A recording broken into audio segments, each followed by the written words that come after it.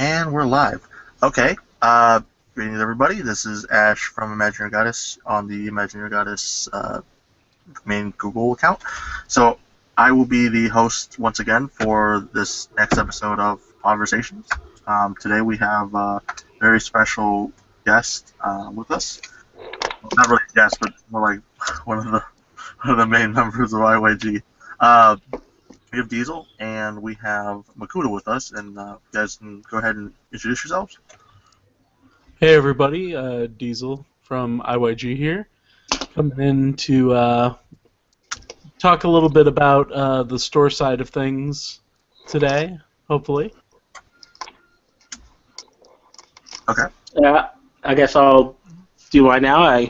Everybody, I'm Makuto, the everyone's favorite waste player.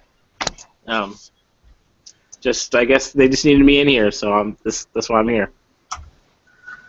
Yeah, it'll get pretty awkward with two people. So yeah, we needed a third for sure. Yeah. So we got hopefully an exciting show for everybody today. I know last kind of episode kind of went really wonky. We took a lot of the feedback from that, and hopefully it's a bit more controlled and structured this time around, and a little bit more interesting because we have Diesel on the show, which I know he has a lot of insight that a lot of people have been requesting stuff from. So going straight into it, let's talk about the state of Cardfight Vanguard, the game, the professional scene, the meta. Okay, well, so as most people know at this point, G-BT02 is going to be coming out by the end of the week. We've been spoiled that we'll have Bermudas in August, and we've got Fighters Collection and BT03 coming up on the scene pretty shortly.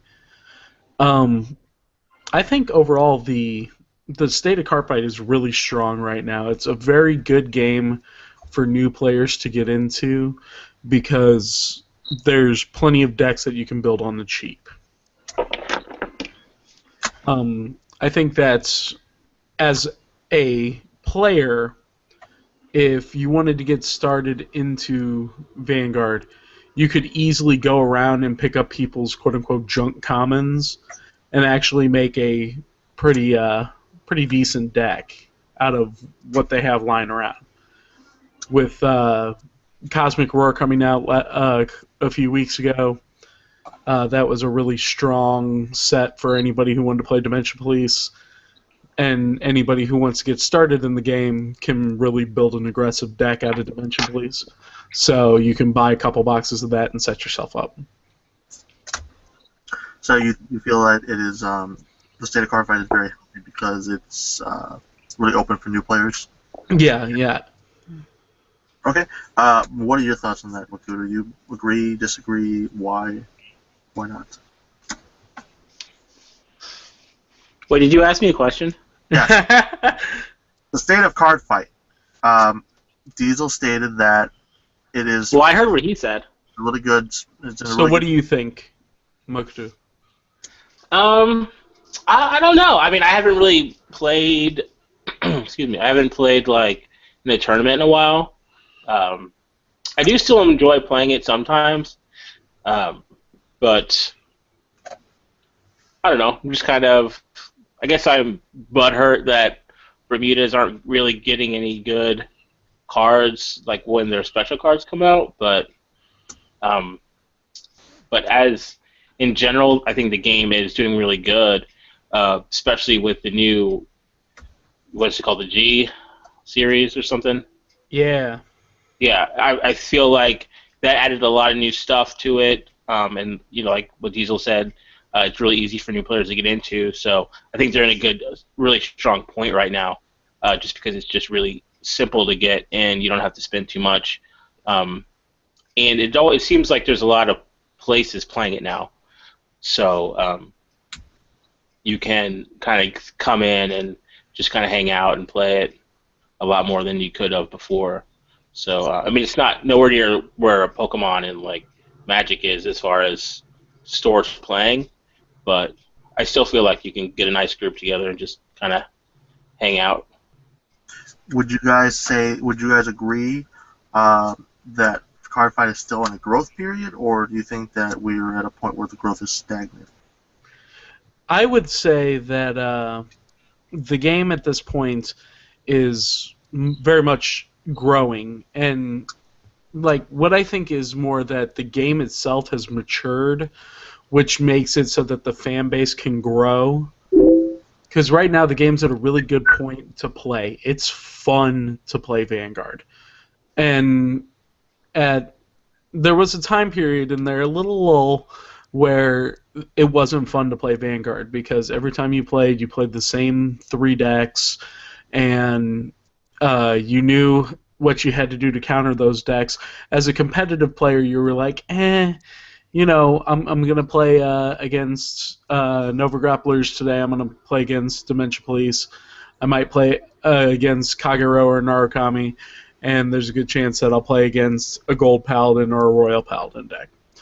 And at the time, Golds and Royals were so similar, Narukami and Kagero were so similar, and D-Police and Nova Grapplers were so similar that that's basically 3 decks. But now, with the invention of Stride, a lot of people will play whatever they want to play and just have Stride units on the side so that they can stay competitive. So someone might come in with a really weird Grand Blue build, even though Grand Blue hasn't gotten support since their Legion came out. But they'll come up with it and bring, Atmos so that if they get too far behind, they can Stride. And it gives them a chance to experiment with the clans that they want to play and the builds of those clans. So I haven't really been to a major tournament, even like a weekly tournament in a while. But is the scene, from what you're seeing, it's more what it sounds like varied now? Because I know there was a time period where basically you'd see everybody who, when it was trying, actually playing, was doing things like Kagero and whatnot. Well, I know that as far as our locals go, the S tier decks are still kind of running the top cut. You've got your Alt Mile decks, your Thing Savers, and then there's what is that build? The Dodex and Dode together is a really solid deck. So we're still seeing Kagero, we're still seeing Royal Paladin, but we also see people actually like trying to break through the mold. There's some people who are practicing for G-BT02 that went back to playing what's his name? The Polar Bear for Great Nature. Polaris, okay. I wasn't sure. Yeah, so they go back to playing Polaris, but they have a bunch of generic Strides off to the side so that if things get hairy, they can always play the hyper-aggressive role of Striding every turn. I personally play Neo-Nectars. I got 5th a couple weeks ago with Neo-Nectars. And the Enigman build, which who would have thought that Enigmans would get a build, right? But Enigmans are actually, they're super fun to play. They're not hyper consistent, but I'm okay with that. And they're effective. They can do some damage. Actually, I don't think we've profiled that deck, so I'll have to get on that. I know that I'm scheduled to do a state of play with the Mercenary King, and so I might put it on there and then do a separate video later to do just a profile. Yeah, that's really helpful. So overall, then, even though you see a lot of the, you still see a lot of the, top tier decks, what we call top tier decks, running around. You think that since it's varied enough that maybe the meta is pretty healthy, at least at the locals level, from what you're seeing? Yeah, I think so. I feel like one of my best examples was right after Stride units came back. There was this kid that came into the shop who had never played before, and he comes in and he tells me, "I know exactly what I want to play. I want to play this clan. I want to do this thing, and I want to get these cards together." And so I start wrapping his deck together in a neat little bow, and it's Royal Paladins. It's the basic stuff that eventually leads to Alt Mile Thing Saver. And then we get about halfway through, and he goes, I just took a quiz online to find out what my clan is, and according to them, I should play Pale Moons. Should I play Pale Moons? And in any other format, I would say no, don't bother, because in a competitive nature, Pale Moons is not going to hold up against other clans. But I stopped and I was just like, you've got strides. You can play whatever you want, because in the end, if things aren't working out, you just keep dropping those threes from your hand and triple driving all day. So I helped him start building up Lukier, and he's going to play Lukier, I think, next week. And he's having a great time. He comes out every Friday, and he's doing fairly well.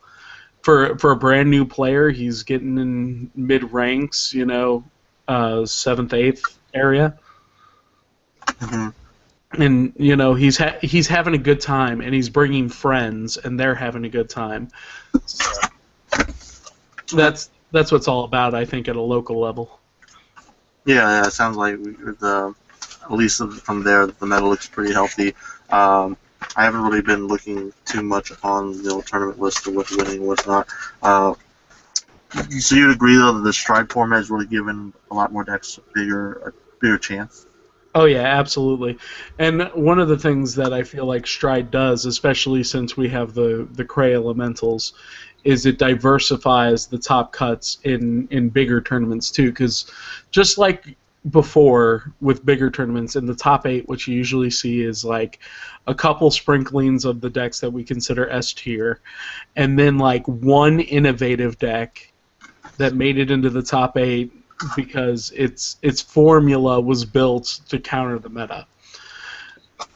And so like you'll still see like a random Pale Moon list or Bermudas. I saw I think recently, a couple tournaments ago, a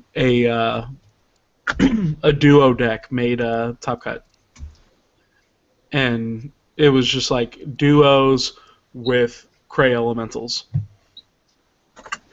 Oh. So, what about now we know we talked about the local level. What about the professional level? We know that there are a lot of top tier decks out there. Just from what you know, is the professional level of play in any danger at all at this point? I mean, I think that professional Vanguard is getting stronger because, like we'll be talking about later, there's the ARG series that is starting to pull through. People are trying to find more times to do competitive Vanguard, where before whatever Bushiroad's release was what we did. Now we've got ARG trying to make a play for competitive Vanguard with cash prizes. Even in our state, we all live in Missouri. There's Spankies who tries to do a win a case or something like that. Vanguards or something. Yeah, they call it best in the Midwest or something like that, and it's an interesting tournament to go out to and see some of the competitive players at, people that we don't usually see, like Beast Mode, and other big teams from our area, maybe even a little further out, because why not go down to to Spanky's for a day if leaves you with $800 worth of merchandise, Yeah, so it sounds like then that we're in a good spot. Cause I know in the past when we had things like all the top decks being dominated by, say, Dode or MLB and whatnot, it was a really stagnant meta, and not a lot of people really enjoyed it. So, yeah, it's good to hear that the Vanguard, at least from your opinions here and what we've been seeing, things are moving in a good direction. So let's. Do you have any other opinions to put into this, Diesel or Makuto? Nope, I'm good. I've said all I can say. Okay, great. So we're going to go ahead and segue right into our next topic, which we know that the GBO2 just had a pre-release this past weekend. Those of you who follow their channel's video releases, I think yesterday or the day before, I released the sneak preview unboxing, which I always do. So that means that this upcoming weekend we have the release for GBO2. I think it was renamed the Soaring Ascent. All right, so what are your guys' thoughts on that set as a whole? And anything specific you might want to point out or anything like that as well is fine. You want to start on this one, Makuto? Actually, I haven't actually looked at any of the cards, so. I did that on purpose. I know. Makuto, for those of you out there who don't know, Makuto doesn't play anything except Bermudas. If it doesn't have Bermudas in it, he doesn't want to play it. So. That's true. That's a true statement.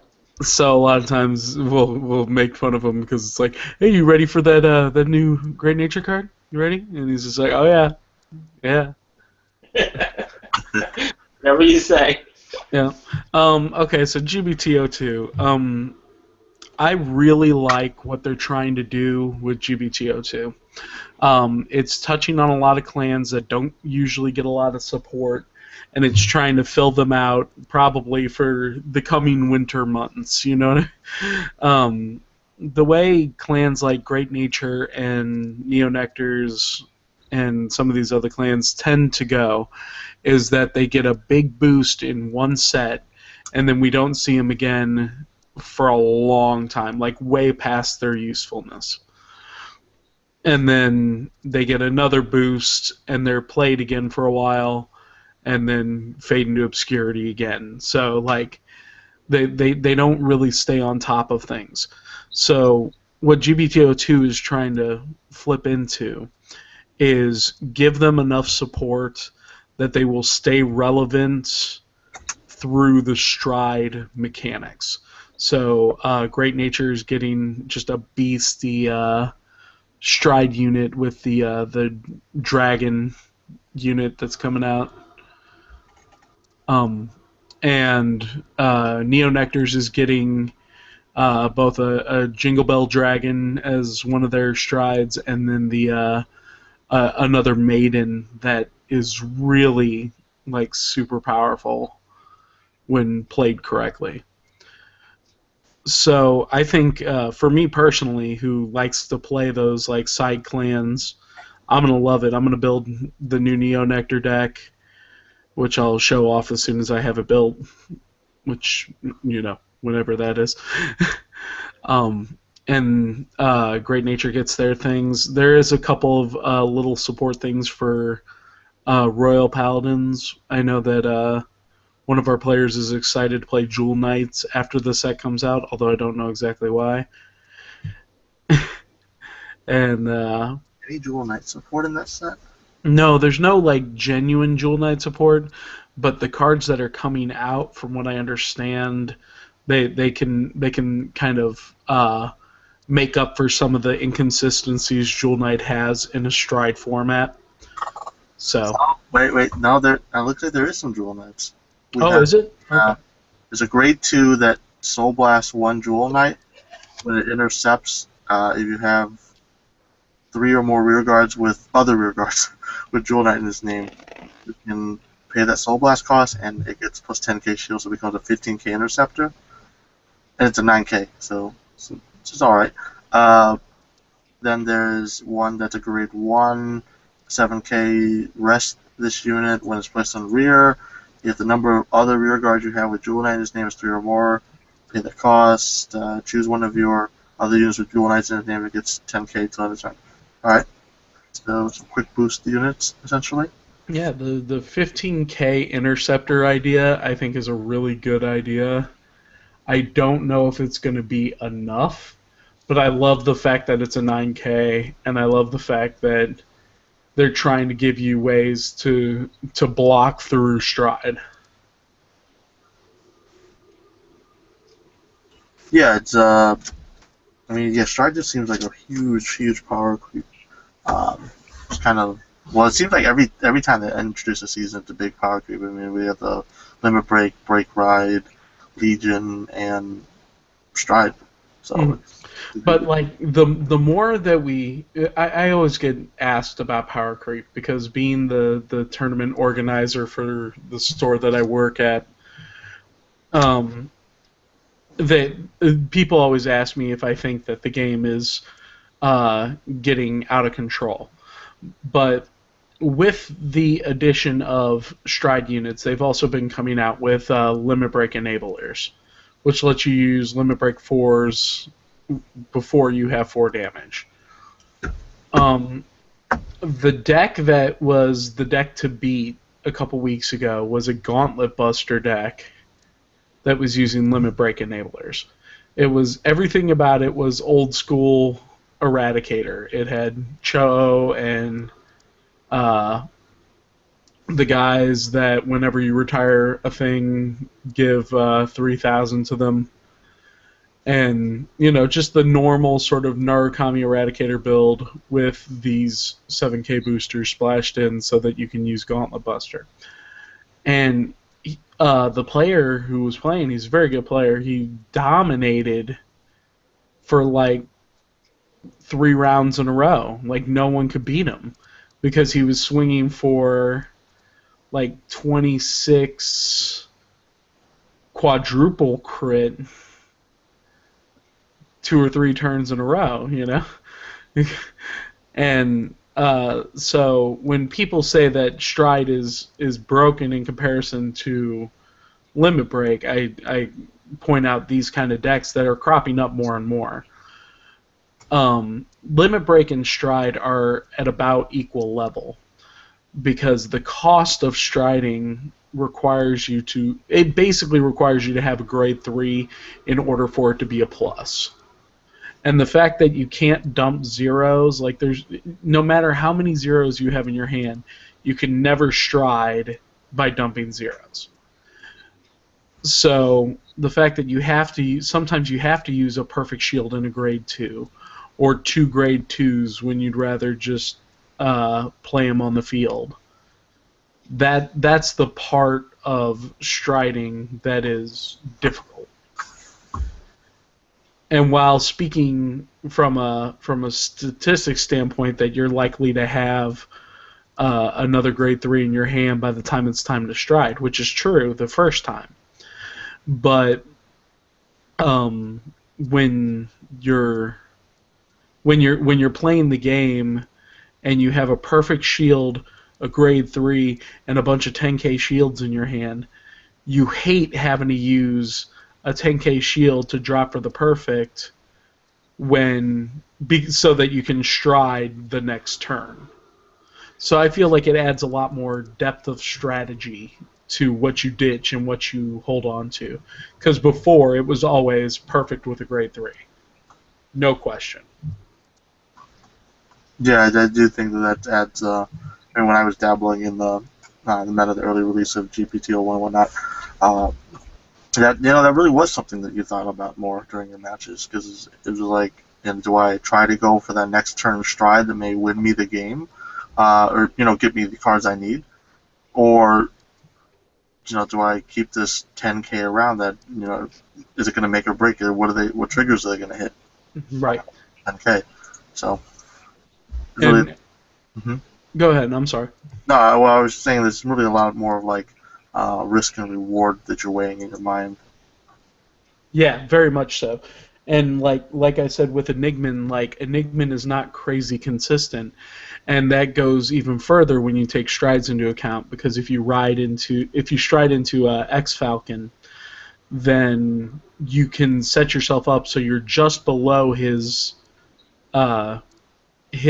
attack power to do his super ability, and then swing, and you get 3 checks to try for a trigger and hit that number that you want to hit. But it's still a crapshoot, and it becomes a thing that I can't do this more than 3 or 4 times at most in a game. If I get to 5 strides, I don't know what my opponent is playing, but we did something wrong. Because being able to get to stride a fourth or a fifth time is amazing, because that means your opponent's been striding and you've been striding, or someone's not been striding and yet still able to guard everything that's coming through. The numbers become so large that it seems implausible that you'll make it that far.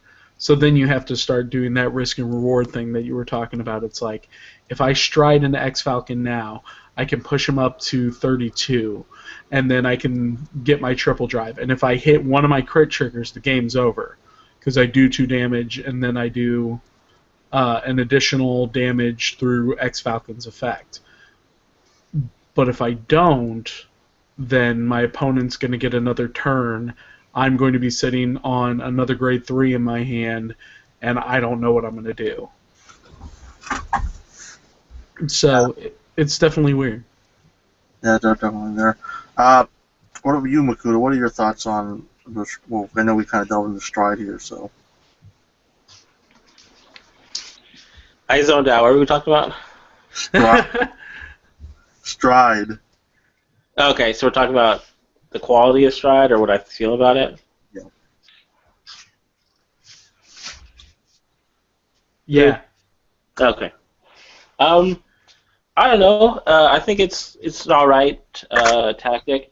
It is nice that they have the I would say like generic strides. So like what Matt was saying, or excuse me, Diesel was saying, you can just play like any old deck, really, and throw in those generics, and still kind of have fun with it. And being able to triple drive does help. Get you some hands, and so you can block and whatnot. I mean, it's fun. It is a nice new addition, and I am still waiting for Bermuda's limit break enabler so I can use that. But until then, I have been using Atmos. I think that's the attack, flip 1 damage, and it gets an extra 10k. So. But other than that, pretty fun. I can't really complain about it. There's nothing really to complain. It's pretty solid. It's tactic. And also, too, what you guys are saying about the dropping for a perfect shield does make you think a little bit more. And that's always a good thing in a card game. You don't want it just to be autoplay. Autoplay wins. So just putting more thought in there is really good. That's it. Pretty much whatever Matt said, I agree with. Yeah.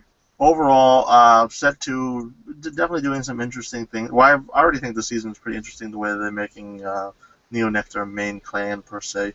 So just giving it more support, more primary support in the set, like triple rare support.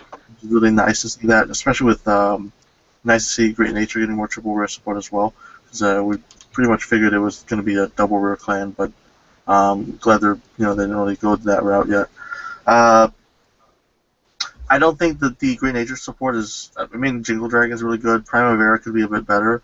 Overall, though, I still think Musketeers is probably the way to build Great Nature. So Neo Nectar? Yeah, Neo Nectar.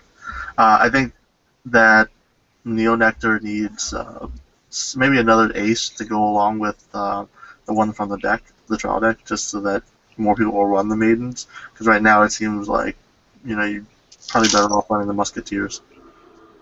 I think there's truth in that for sure, but one of the things that I come to mind, like you're right. I think Primavera. One of the problems with Primavera is when her ability triggers, so she's not usually as much of a plus as you'd like her to be. I mean, if you're going up against like retiring decks like Kagero or something like that, then you'll probably get something out of it. But if you're already sitting on a near full field, she's not going to benefit you as much as Jingle Dragon is. But there's actually the other maiden stride, the regular rare stride, that I'm trying to remember the name of. But it's its usefulness is slightly better than Primavera's. Is it in this set? I think it's in the set. I might be mixing up two cards again. In my old age, I find myself mixing up cards more and more. I don't think there is a rare Neonectar Stride. Here, I'm going to bring up the handy-dandy wiki so that I can talk about things and be informed of them at the same time. Yeah, while we're doing that, I actually like to mention, since we brought it up, the Cardfight wiki. It's got to be one of the best card game wikis I've ever come across. I mean, Magic is the years on it, so of course it has a pretty decent one.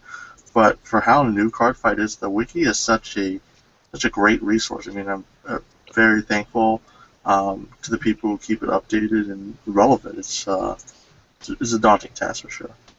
Yeah, absolutely. And I think overall the Cardfight wiki, like every time I go on it, I feel like it gets better.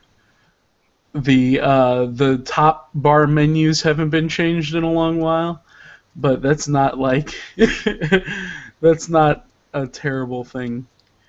It's just something that you have to get used to. Well, same things. Oh, I'm sorry. So I wasn't talking about a stride. I was talking about actually a generation break, a grade 3 maiden of Frildrod. She's G-Break 1. When this unit attacks a Vanguard, you may counterblast 1. If you do, choose one of your rear guards not named Maiden of Frildrod. Search your deck for one card of the same name and call it to rear, and then shuffle your deck. So it's an on-hit clone after G-Break 1. And it's not like... It doesn't sound amazing, but when you're getting into cards that you want to play against Asha, I feel like you play Frildrod and you break once and you do what you need to do. Then you have Frildrod stay out for a turn or two if you have to, and fill out your field in place of Asha. And then when you need to, you ride Asha, you G-Break 2, you do that turn, and after that, you're sitting golden on top of a field of your own creation that you made using those cards. So I really like that Maiden as a secondary 3 in that deck. Yeah, she's she's on hit though, isn't it?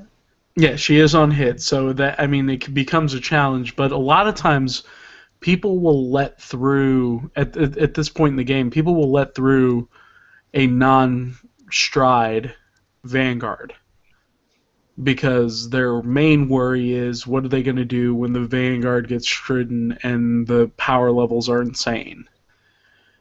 And that's where Neonectar really shines because Asha makes it so that you can get those power levels on all your columns while not on stride after the first 2 drop, which is why you really want to run whichever stride unit has the persona flip.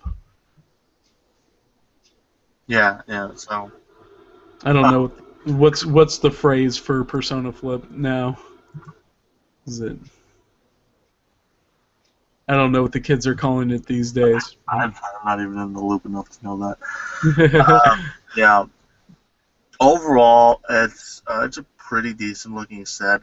Really excited for Aquaforce in it. It is the set that makes Aquaforce relevant again as far as a top tier clan because of the resist mechanic and just some of the ways they do things there. Lambros, of course, is a very, very good card. I believe it's the most expensive card right now, non-SP going for about $35 or so. Mm-hmm. Aquaforce and I have always had kind of a tumultuous relationship. I want it to work. I think that it should work, and then it doesn't work, and it makes me sad. But I think the reason why Aquaforce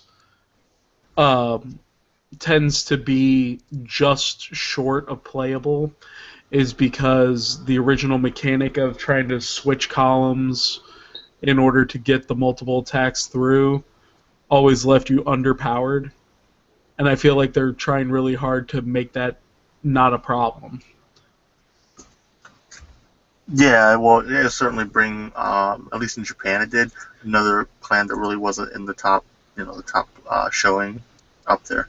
So hopefully we'll see more lists, including Aquaforce, just making a good appearance in the tournaments. Yeah, I think it'd be nice. I mean, like, the last time I played Aquaforce with any real success was Geno.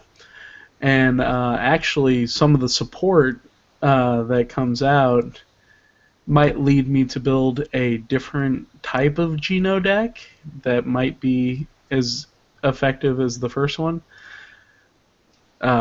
Keep an eye out for that just in case I actually get around to doing it, which I'll talk about more later as a store. But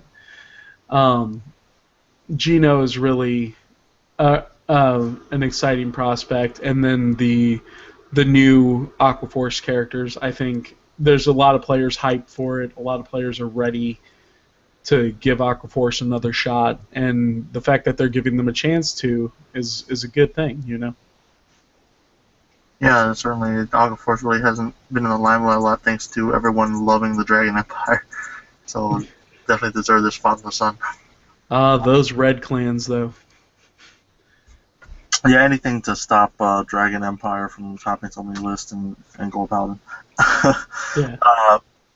So, do we have anything else to say about G-BT02, Makuto, Diesel, or? Nope. I'll have my unboxing done at the end of the week, and hopefully that'll be up on the channel. If for those of you who are participants in the channel and want to see what we pull, look out for it. Anything, Makuto? I've got nothing. You can go to the next topic. Great. Well, I myself am still kind of debating at this point in time getting a case of this set or not.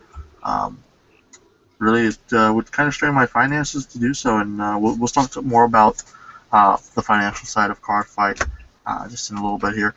But so moving on to the next topic, just touching a little bit, not going to be as long as our G-BT02 segment anyway, hopefully, because we're only going to preview and we may talk more about it in a future Podversation. So June 19th is the supposed release date for the English versions of the G-Troll Deck 5. That's the Fateful Messiah, basically the Messiah variant of Elite Joker. The Legend Deck, the Dark Red Suzugimori, which is more Shadow Paladin support, like we needed that. Which surprisingly is actually going to English, which I didn't think it would be. And then Fighters Collection 2015, which revitalizes a lot of old Ace cards, which is I'm not going to say it's surprising, but it's a very good move by Bushiroad. So, what are our general thoughts on any of these three? Any questions? Anything that we might want to? Makuto, you want to start this one? Do I? Sure. I guess I can talk about Fighters Collection. Since we are getting to review the cards, I guess and talk about those. I know we talked about the Prism Duo Stride, I think, last time, which was the when you stride, you can bring up a card. If you've got a Prism Soul, you can play another one and give it +5. And a Duo Soul, you can search for a copy of the one you bring up. But then they released the other one. I don't know what it's called. I'm sure Vu can tell you what it is, but it's one on Stride. You can bring up 2 units. Yeah, I'll pull it up on the screen there. Yeah. Legend of Black Slipper M. Morris. Yeah, so I am looking forward to that one. That like the generic one, like I was talking about before, is pretty nice because then I'll be able to put that in pretty much any Bermuda deck. I know it'll help a lot in Pacifica, just so you can get those early pluses on your side columns. Also for Troy, Troy was just having a lot of problems with there not being really any cards that help you bring anything off the field. So with that, you can get some extra draw or some power boost or whatever you want to do with Troy. So, but other than that, I don't really know much about any of the other cards or any of the other sets. So just kind of waiting for that to come out, just so I can go back and fix up my Bermuda deck and play with that, or my Pacifica deck. Just play with that some more. That's about it. Right on, right on. Okay, so let's see. As far as Fighters Collection 2015 goes, it's probably the set I'm most asked about, and the set I'm least expecting to get. So I'll touch. Like 30 boxes of 14 at the store. Yeah, I'm gonna go more into that when we get into the topic of the store and the prices. But Right. needless to say, we placed a big bet on 2014's being worthwhile, and we've still got tons of it. And so the store owner is, understandably hesitant about 2015 since 2014 did not sell. And I think that 2015 is a stronger set overall. I think a lot of players will pick it up to try to get their favorite guy to. I'm still calling it heartbreak over. But I think that overall, people are going to get what they want out of it and then stop. It's not going to be like other sets where you get what you want, but then you pick it up anyway because maybe there's a money card, or pick it up anyway because your friend wants to try this clan, so you want to get them this, This is going to be strictly, I need my 4 copies of Mega Colony Stride, I'm going to get it, and then I'm done. So I like 2015 kind of a little bit. I'll try to be on the podcast where you guys talk about it in depth. But 2015 is kind of it should be what it is. It'll be what it is, regardless of what happens. What's good about 2015, like we've touched upon, is it just gives support to so many different types of decks. And there's always a generic stride as well, so in a sense it does support every type of deck, which is really nice. And I suspect a lot of the cards in there will be staples for certain clans that just don't have a wide range of support, like Bermuda, for a while until they get their main set release in August. So for like a period of 2 months there, and that's when your finals for tournaments and stuff are happening, and the major levels.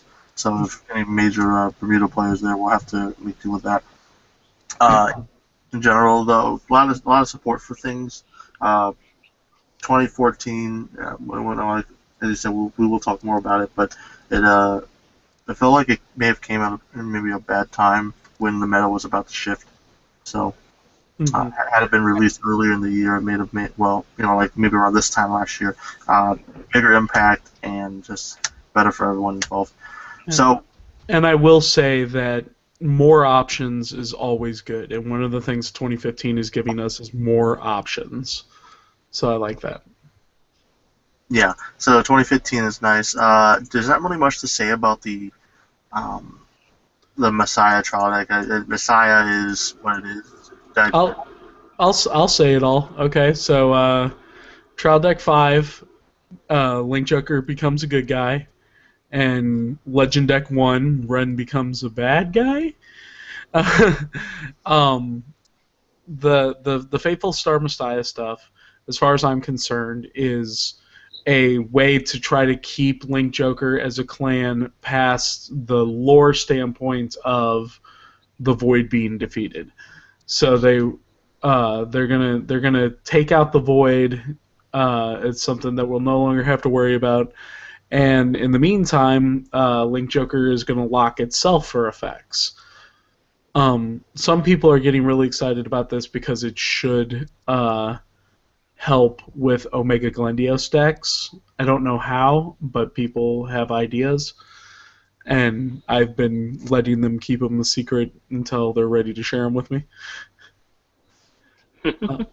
But that's pretty much the extent of Messiah's worth right now. It's just trying to make sure that they can have the lock mechanic in grouping without anybody being like, but hey, they're not like that anymore. They're not bad guys. So it's one of those special times where the anime influences the card game rather than the card game influencing the anime. Legend Deck 1 is going to have a bunch of super good Shadow Paladin support. And like Ash said, it's not like Shadow Paladins direly need support. Shadow Paladin sits on the other side of that thing I was talking about earlier with Great Nature and Neo Nectars, where they only give them a boost every once in a blue moon. But instead of fading into obscurity before the next boost comes out, they basically stay relevant all the way until they are no longer going to be relevant anymore, and then they get another boost and put them back on top. Yeah, but a bit too much support. I'm actually very surprised that we're getting the Legend deck, or at least the way that they're introducing the Legend deck. I knew we would get the cards.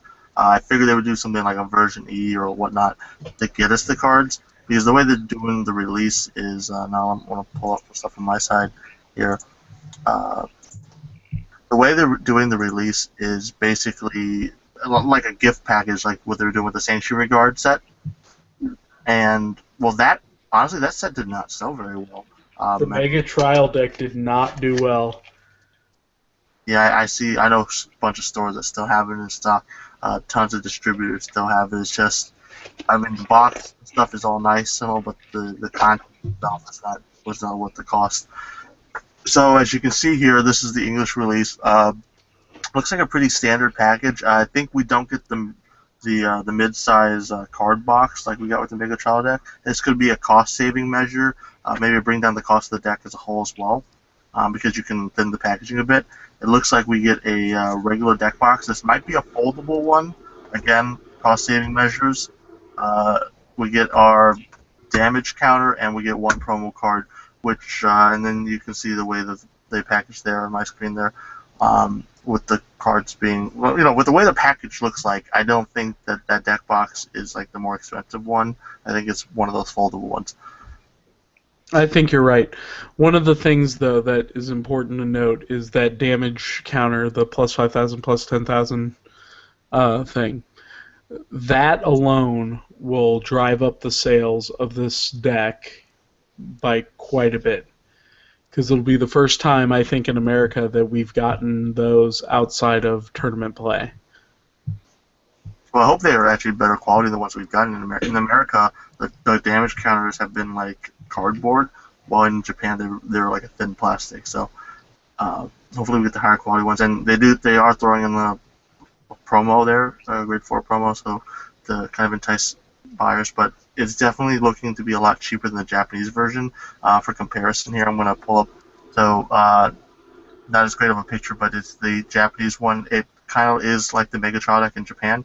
They got the actual, that nice box there. They also got a real deck box. It's not a foldable one. We don't know if ours is foldable one or not, but they didn't get a foldable one. They had a nice plastic life counter thing there. They actually had sleeves, and of course 3 promos, and the decks itself. So the Legend deck in Japan is actually sold out. I believe the going price, at least to get it shipped to the U.S., we're talking upwards of 50 plus. And this is for a deck that was retailing between 20 to 30 on release. So you're seeing a pretty good markup on it, and not because it's an import. Like 2030 was my import prices. So we're talking almost double the import prices already, and it's only going up. I think mainly because of the goods in it.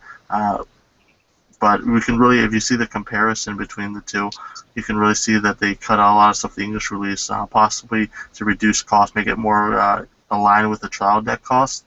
I'm expecting this to be maybe 20, 25 bucks. Yeah, I'm not entirely sure because depending on where you go in Missouri, trial decks can go anywhere from 13 to $20, and um, I think you're right. I think they're trying to save measures. I think they're trying to learn from the Mega Trial Deck experience. Um, but a lot of what needs to be done is that players have to want to play whatever's coming out. The Mega Trial deck, I think, was a failure in the States because Royal Paladin had a different support team. Sanctuary Guard Dragon was not hugely uh, good or useful. And so people were like, well, why would I pay more for stuff that isn't that great and a bunch of little extras? Because American buyers as a whole, they don't look for all those little extras in a card game. Um, if they want peripherals, then they buy peripherals. Otherwise, they just stick with whatever they can. If you really want those Japanese Phantom Blaster Overlord sleeves, then you buy them. Otherwise, you buy the $4 they cover my card sleeves.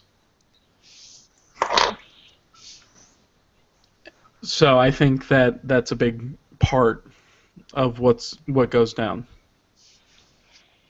Yeah, definitely some dynamics there, quite different from the way the Japanese players are thinking. So overall, I'm pretty all right releases I'm seeing here. We got those releases, which we'll talk more in depth as the release date approaches. And in July we have the set 3, which we'll talk more in depth of. And then, of course, in August we got the nice Bermuda set, which I'm sure Makuto will have a lot to say then. We'll see. Or it just drops something noise. All right, so if we have nothing to say more about this topic, we're going to go ahead and move into our next thing, which is ARG Vanguard Circuit. I know it's a big topic but we've somewhat touched upon. We haven't had a major discussion about it, and a lot of people have been asking about it. So there you go. Okay. So a little background history on ARG. ARG has been doing cash tournaments for other games for a very long time. They've been doing Yu-Gi-Oh! For quite a few years, and they've been doing Magic ones much longer than I care to remember. And as a competitive player, having something like ARG around is a really good thing. While I don't always agree with the principles of the store itself, the competitive series usually tends to it incites a lot of people to watch and see what's going on, and it also gives players who are looking for something competitive to do to get out there and play the game. The prizes, I believe, all the top 8 prizes are cash based, and if they're not, at least number 1 is, and then the others are a decent amount of product. But the way that they do things, at least for Magic, is they always stream their super big events. So it's something for Magic players to watch and then see how the game has evolved since. So like there was an ARG event a couple weeks after the last Pro Tour for Magic. So if you watch the Pro Tour on stream, which I do, you would see the decks that dominated during the Pro Tour. And then a couple weeks later, you get to see how much the game has changed since the Pro Tour because of the Pro Tour at the ARG circuit. And that's invaluable information if you want to be a competitive Magic player. Like being able to see how quickly the game is evolving and in which ways the game is moving. That way you can plan your next move accordingly. For Vanguard, I think what this will mean is a little more exposure. because right now there are a few local streams. I know that my store on occasion will stream our locals, and there are some other groups that do sort of local streams, but Bushiroad themselves don't stream the major events. And this, if ARG does what they do for Magic and Yu-Gi-Oh, they will stream the Vanguard events, and that means that we'll see a lot more people getting into Vanguard because they saw it on Twitch.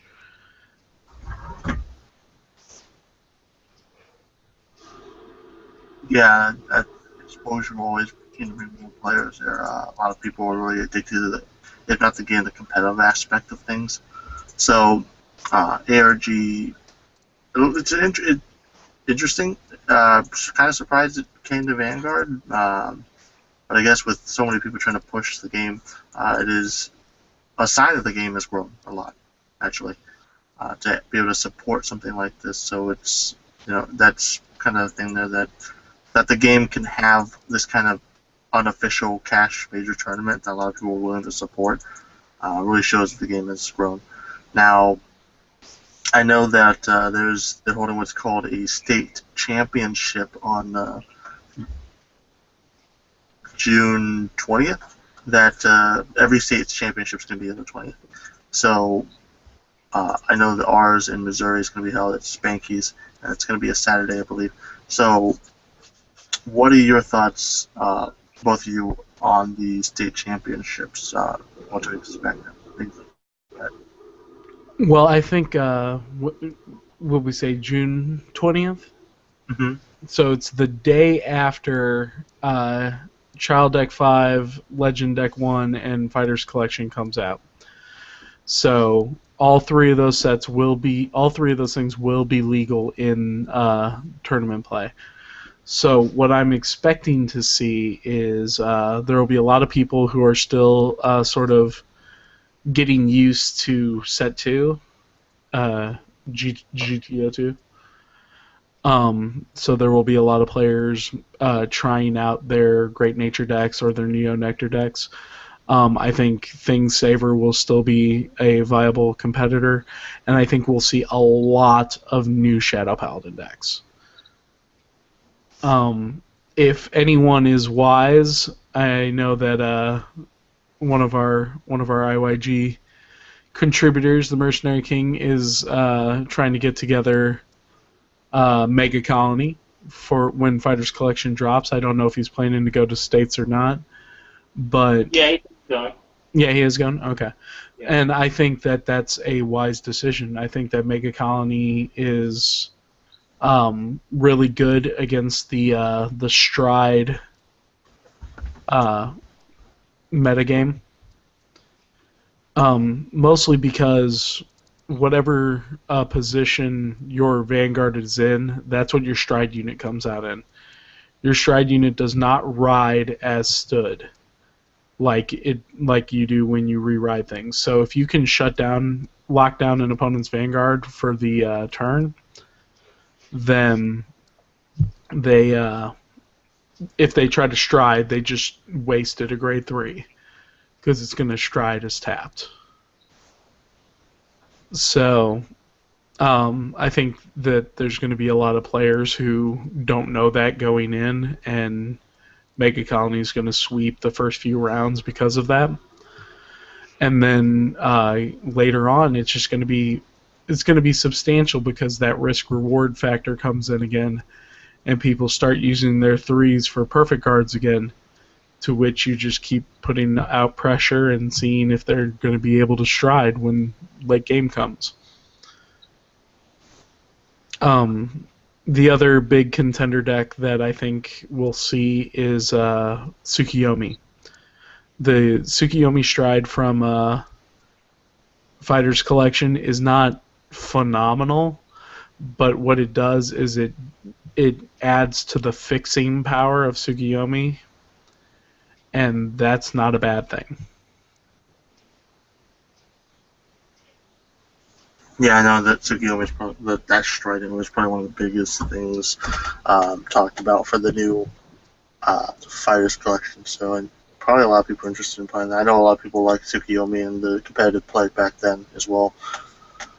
So, I mean, overall, the state championship is pretty interesting. I believe it's 20 to 35, depending on your state entry, and you get packs and possibly participation play mat as well.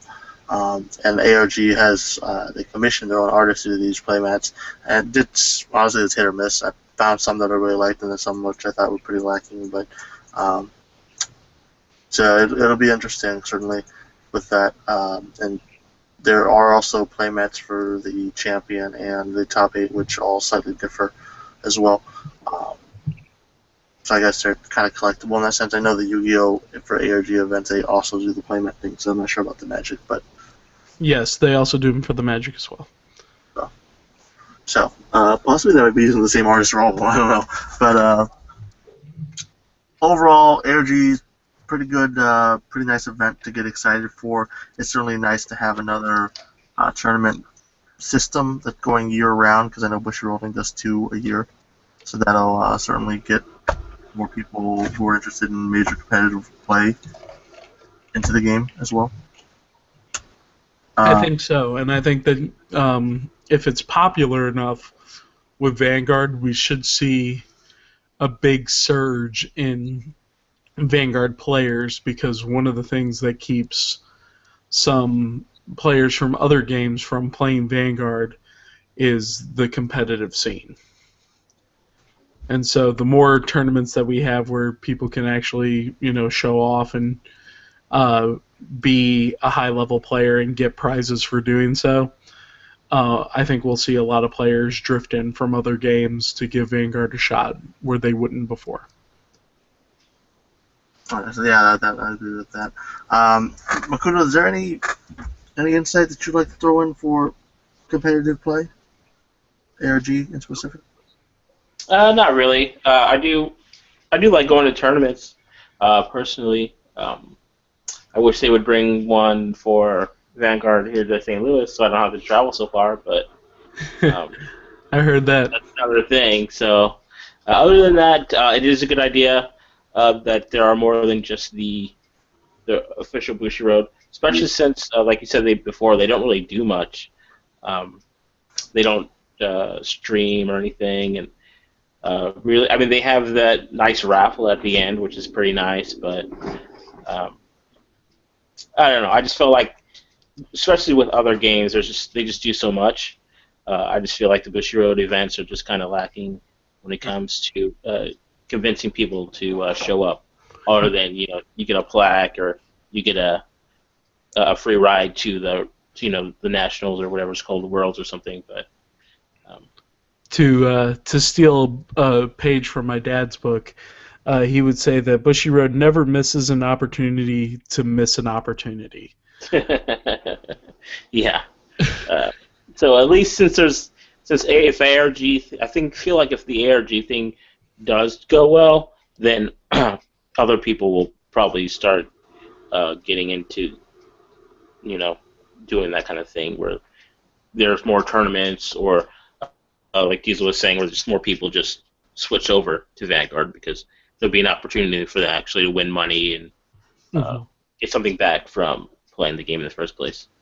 And on that note, recently, not too long ago, TCG Player finally started putting up prices for Vanguard stuff. You can now do Vanguard on TCG Player, which means we have a place where the market can show low, mids, and highs without having to resort to eBay and doing your best. TCG Player also runs events for Magic and I think Yu-Gi-Oh! As well. So hopefully ARG starting, if they're successful enough, will cause TCG Player to start as well. And then that'll give us 3 different outlets for high-level competitive play. That's interesting to hear about that. So, well, just kind of segueing out of here then. Are there any other comments we'd like to make on competitive play, more specifically ARG? If I get a chance to, I will definitely try to participate in an ARG event. And all Vanguard players who are on the fence of whether or not they should go, I'm going to say, even though it can get me in trouble in my store, go to the ARG event and figure out whether or not this type of competitive play is for you. Because high-level events with cash are fun and they can be profitable, but there are downsides to trying to play for cash. So you have to figure out whether or not it's right for you, or if you would just prefer to only go to Bushy Road type events. But for now, go give it a shot. Yeah, definitely. So, moving on to our last card fight topic, we are pricing. Pricing, store, basically anything involving the monetization of Cardfight. All right, monetization of Cardfight time. All right, so I guess I'll start this conversation, and Ash and Makuto, whenever you got something to intersperse, just interject. Well, I have to do laundry real quick, so you guys go ahead and do this, and then I'll just, when I come back, hopefully it's right when you're done. Okay, good luck. All right, and it makes sense for Makuto to set out of this particular one because this is not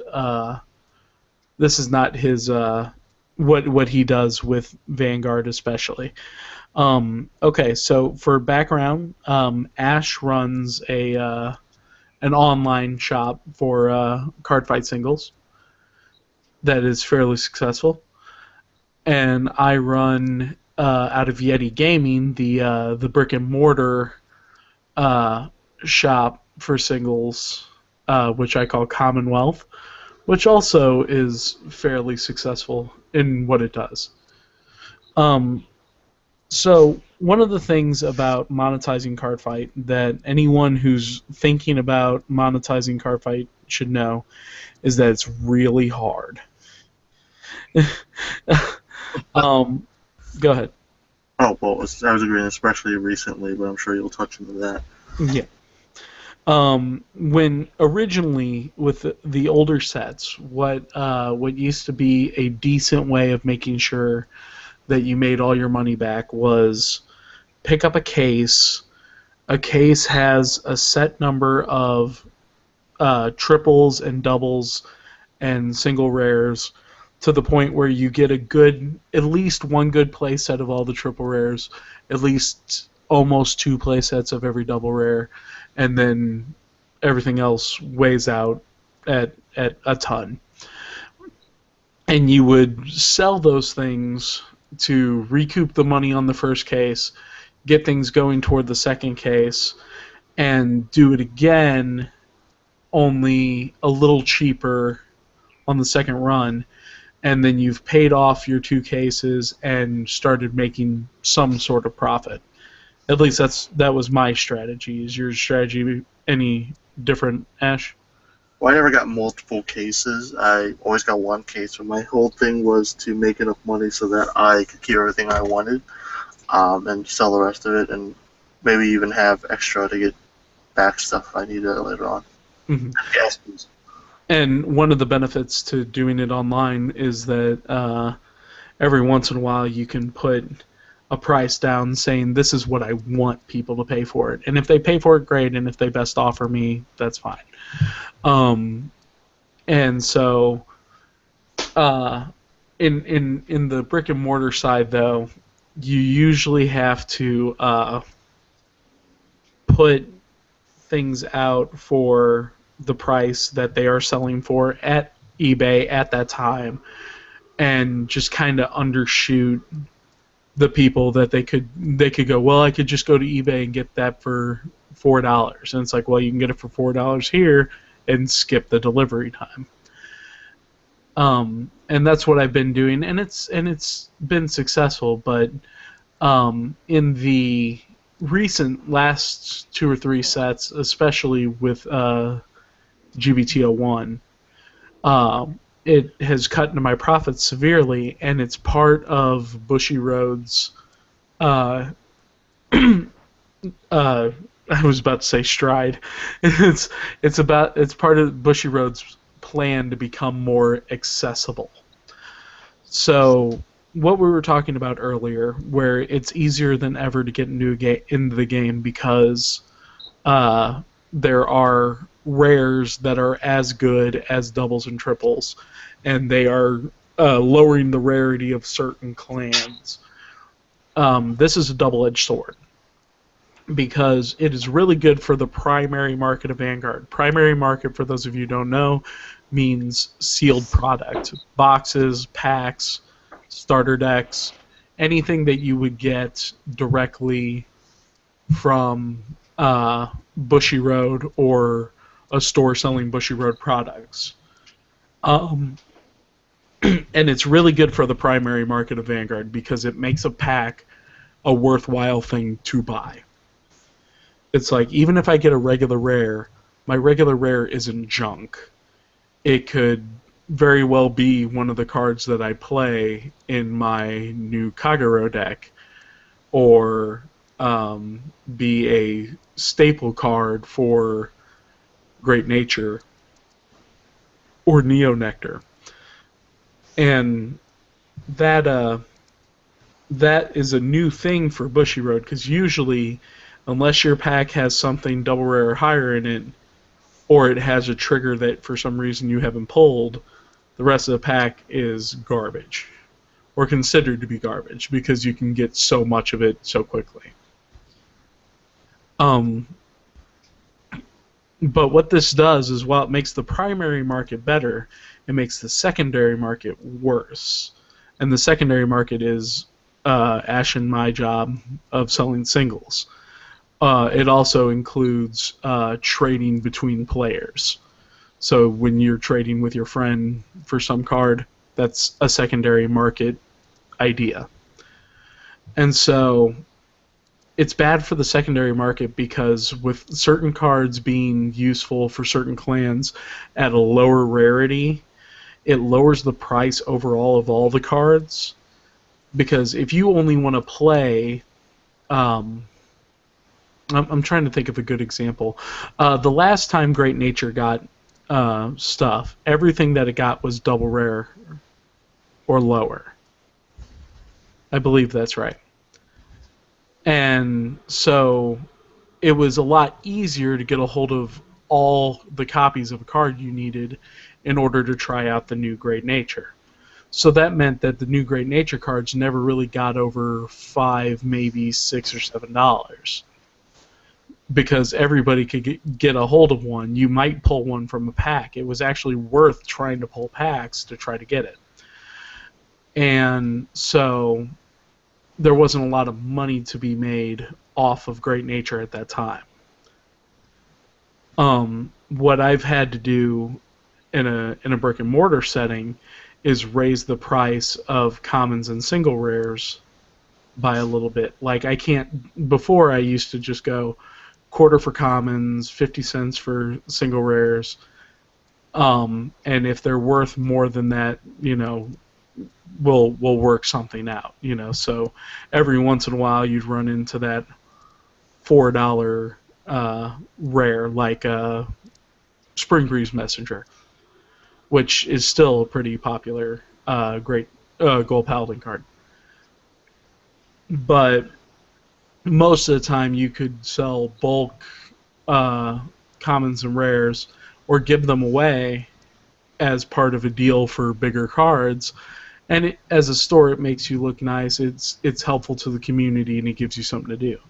You can't do that anymore with some of the decks that people build, because some people's decks only have double rares as far as maybe one of their units and their perfect shields. And then everything else is single rare or lower. I can't afford to give out cards like that as much as I used to, so now those cards have to come into cost effect. I hope that makes sense. Mm-hmm. Well, on my side of things, really, when you sell online, it's almost never worth it, with fees, shipping, and everything aside. to ship singles and to ship commons and rares if you don't bundle them up. So like those people who are searching for the one-off cards, it's a pretty big. You could get scammed pretty easily, essentially, because we're talking shipping between $2 to $3 for the tracking shipping, and everyone uses PayPal these days. So PayPal takes a little cut, and then you're paying your big amount for shipping. At the end of the day, you're not making a lot of anything on commons and even most of the chase rares. So it's almost not worth it to ship them unless you can sell them off in bundles and whatnot. Or what I've seen a lot of people do is just make decks and sell decks, but or parts of decks without all the major expensive cards.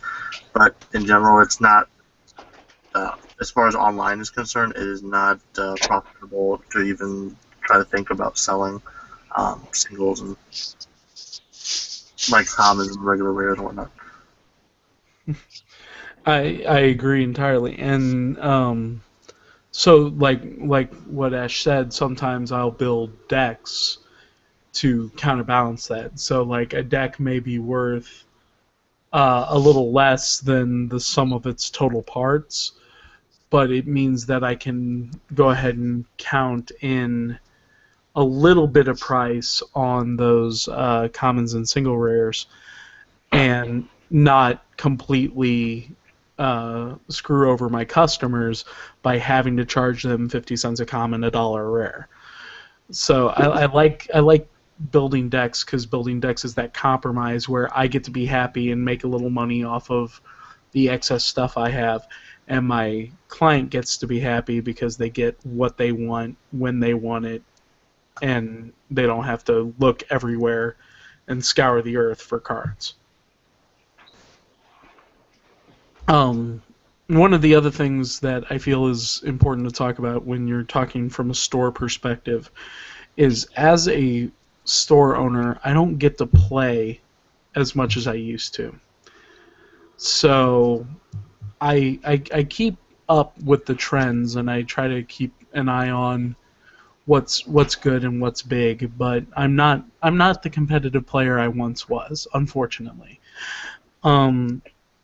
And that takes a toll on my knowledge base for what's going to be good and what's coming out. So you really have to be active about paying attention to what's coming up and what people are going to want to play and all that kind of stuff. Yeah, not being in the tournament scene, you don't know what.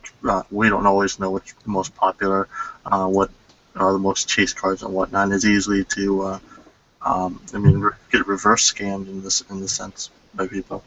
And that's for sure. And I know that, like I always try to build a good rapport with my customers. I want them to come back. I want them to feel good about their purchases, and I want them to use me as their only source when they can. And I had an issue a few months back where a customer of mine, a pretty loyal customer of mine, came in, and he wanted Tidal Assaults, and I had not heard that Tidal Assaults had jumped back up to $10 a card. A $10 single rare in Vanguard, which is almost unheard of. And so I hadn't heard about that, and I had like 16 copies of it or something. And I told the guy, yeah, I've got them. They're $1 rare, like I keep everything.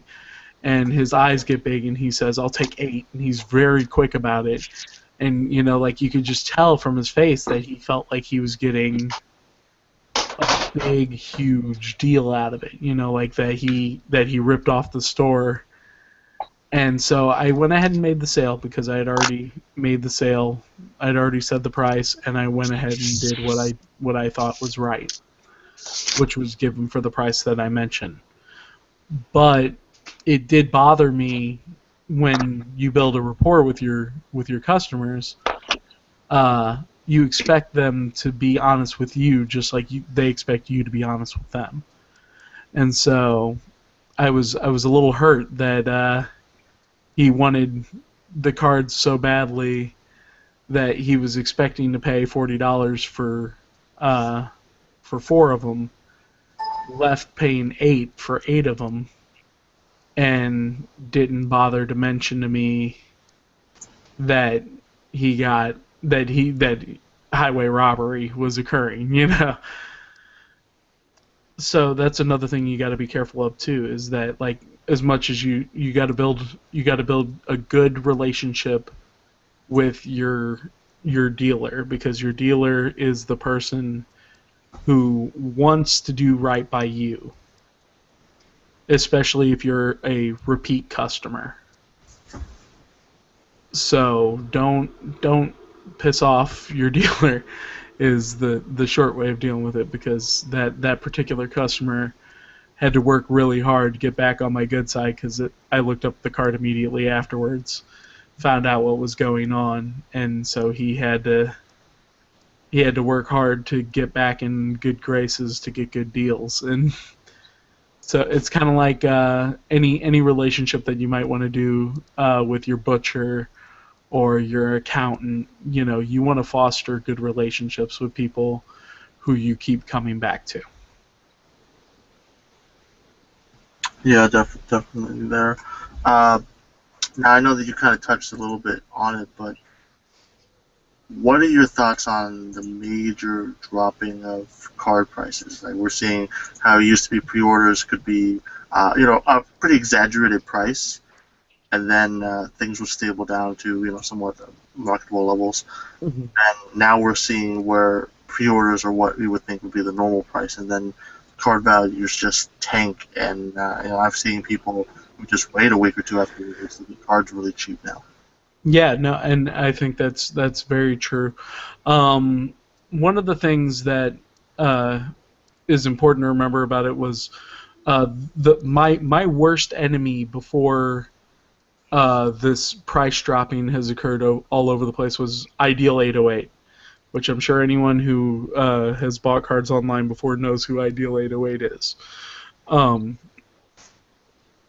But one of the things that they used to do was that their pre-sale prices were actually lower than the normal card's price when it came out. They just had such a backlog of stuff that they could, the last week of pre-sales, they could put a card that was $15 up for $8 a piece and just have them fly out the door.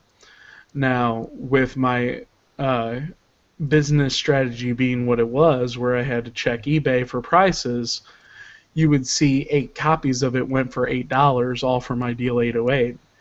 And so players would think that that was the price of the card. And it's like, if I sell at Ideal 808's prices, I'm going to not be able to continue this forever. So there was a time period where it was reversed, and I would wait a week to sell my stuff. Like, I would go, okay, guys, if you want to go buy it for $8, go on Ideal 808 and buy it for $8 now. I'm like, because I can't afford to sell it to you at that price. And then I'd wait a week, and the price would fluctuate back to what we thought was normal.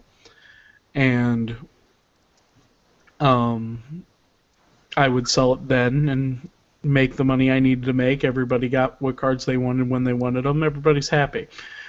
But it was stressful, because it was like, do I buy this set? Do I not buy this set?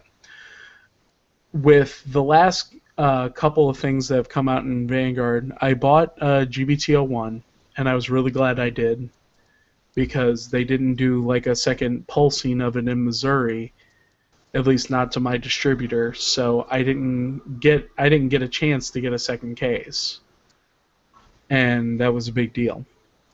I did not buy the Cosmic Roar set, because I didn't think I'd make my money back on it. And I stand by that decision, because if you look at some of the cards in there, it's like the most expensive cards are like Grand Gallop, and Grand Gallop isn't even that much, like maybe $10. Yeah. Yeah.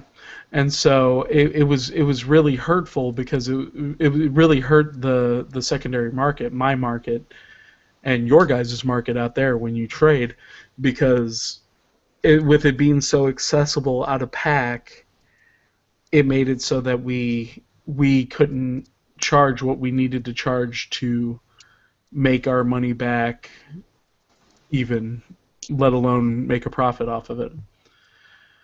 So we decided, I decided to go ahead and buy a G-BT02 because I had some pre-order sales that went off that made it worth my while. It was like people were buying things at what I thought were the normal price, so I went ahead and took advantage of that and made some pre-sales, keeping in mind that I know the statistics of a box of a case very, very well, so I didn't oversell anything. I'm not going to have anybody complaining that I don't have the card that day of.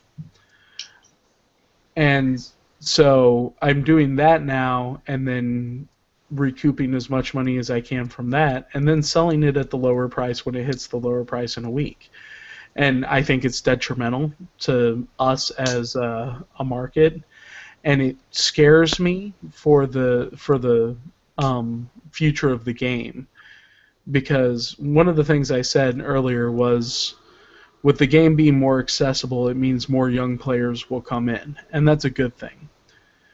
But with it being more accessible to the point where secondary markets can't stay alive, like, I don't know yet whether, I know for sure that I am not buying Fighters Collection 2015.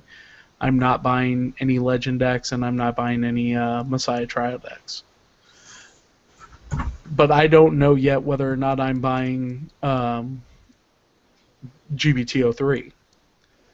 I'll only know that when it gets close to coming out and finding out what the market is telling me I should do. So I may buy it, I may not.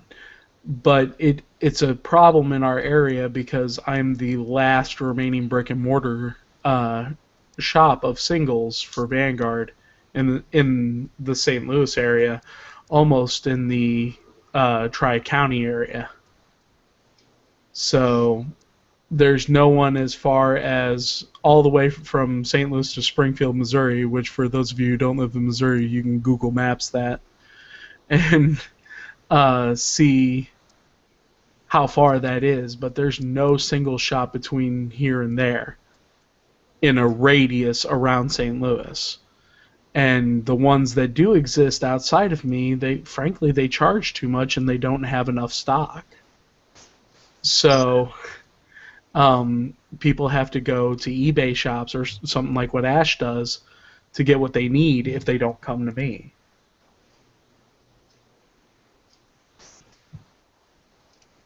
Yeah, the dropping of singles really it's actually making me consider getting out of the whole business of selling Cardfight.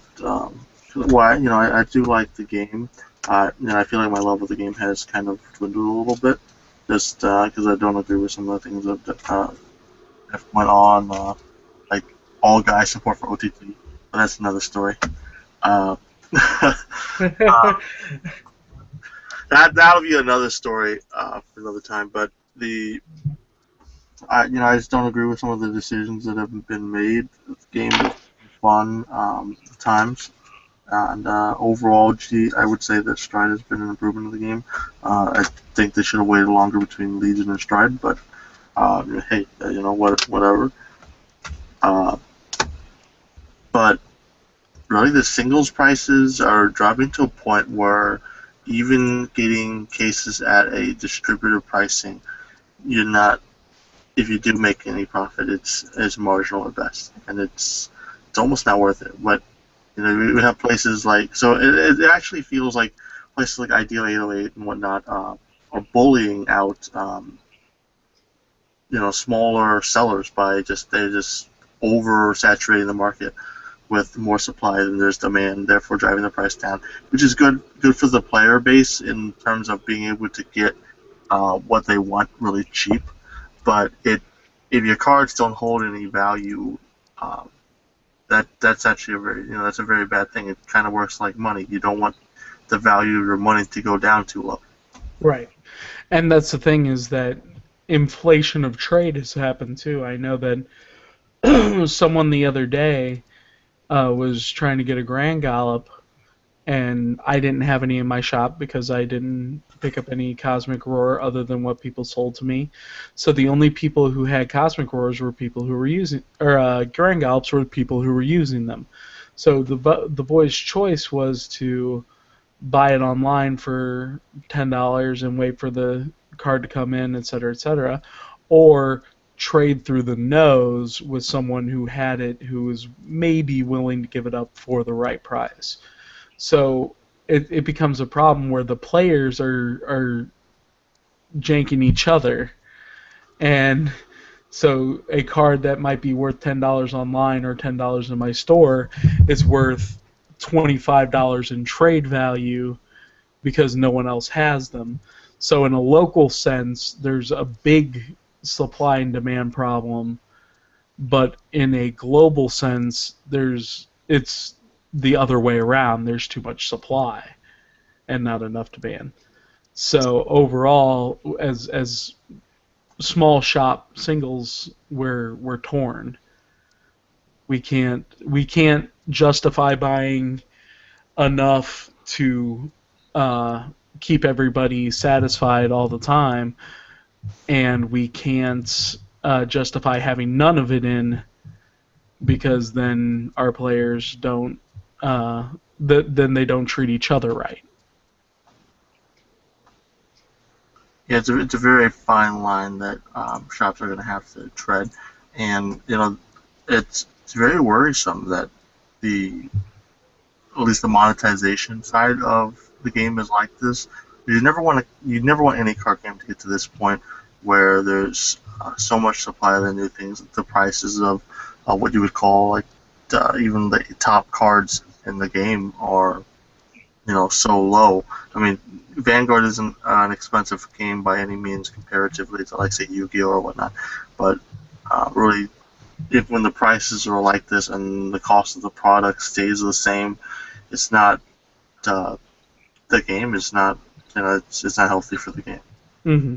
And I think one of the things, though, that a positive outline to remember is that Vanguard has gotten past what we call the 3-year lull, which is most card games, if they're going to fail, they fail within the first 3 years. And Vanguard is past that hump. But also, another comforting thing is that Magic, which is the most sustaining card game, went through a period like this right after their first 3 years as well. When Magic first came out, it was unrefined. It was not a very good game. I'm just going to say that all those Magic haters from Alpha that want to bash me on that, go ahead and bash me. I don't care.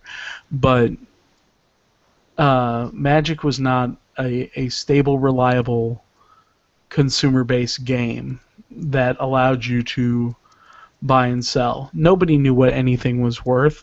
When Unlimited came out, people were still trading Black Lotuses for straight garbage from their packs, because they didn't know what cards were going to be good in the future.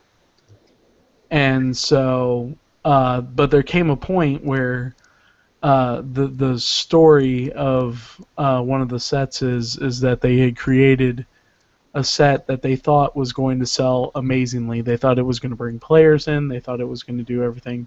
And so they overprinted. And for the first time, the way the shops were getting product at the time was you had to order all the product that you thought you were going to need on the first print run. Because people they didn't want to do a second print run because it wasn't profitable to them to do a second print run. So you had to order everything ahead of time, and then if you ever needed any more, you had to either order from other shops or ask the print for the second print run, which may take months and be beyond what you need. So everyone saw how well the last set did, and all these shops were ordering 10 boxes, 20 boxes. And so they printed them all. They printed all these extra cards, and the set turned out to be absolute garbage. And it's considered to be one of the worst sets ever created, and there's a ton of it. It's everywhere. And so, so Magic went through this period that it was like they might go bankrupt. They might completely lose all their funding on Wizards End because of this one snafu of people overbuying this really bad set. In the same way, we've got to push past the point. We need to readjust our sensibilities on what makes a card good, other than rarity, before we come to the point where we can't afford to sell secondary market. Because I'm going to tell everyone listening right now, if your secondary market dies, your primary market dies. No one will play a card game that they cannot buy singles in. This is a fact. And so I'm going to urge players now. I know that it's fun to open packs, and I know it can be profitable. Do not stop patronizing your single seller, because they need you, and you need them. Yeah, it's certainly true there. And we'll see where Cardfight is headed with this. It's certainly some dangerous ground that they're treading upon. So, do you, just moving forward here, do you have any other things that you want to put insight on? I know that it's been pretty educational about the kind of the shop side of things as far as. I don't know. Are there any questions that you think that people would want answered from a shop's perspective? I'll go ahead and answer any question that people would have about running the business, if you think there's any questions that you know of.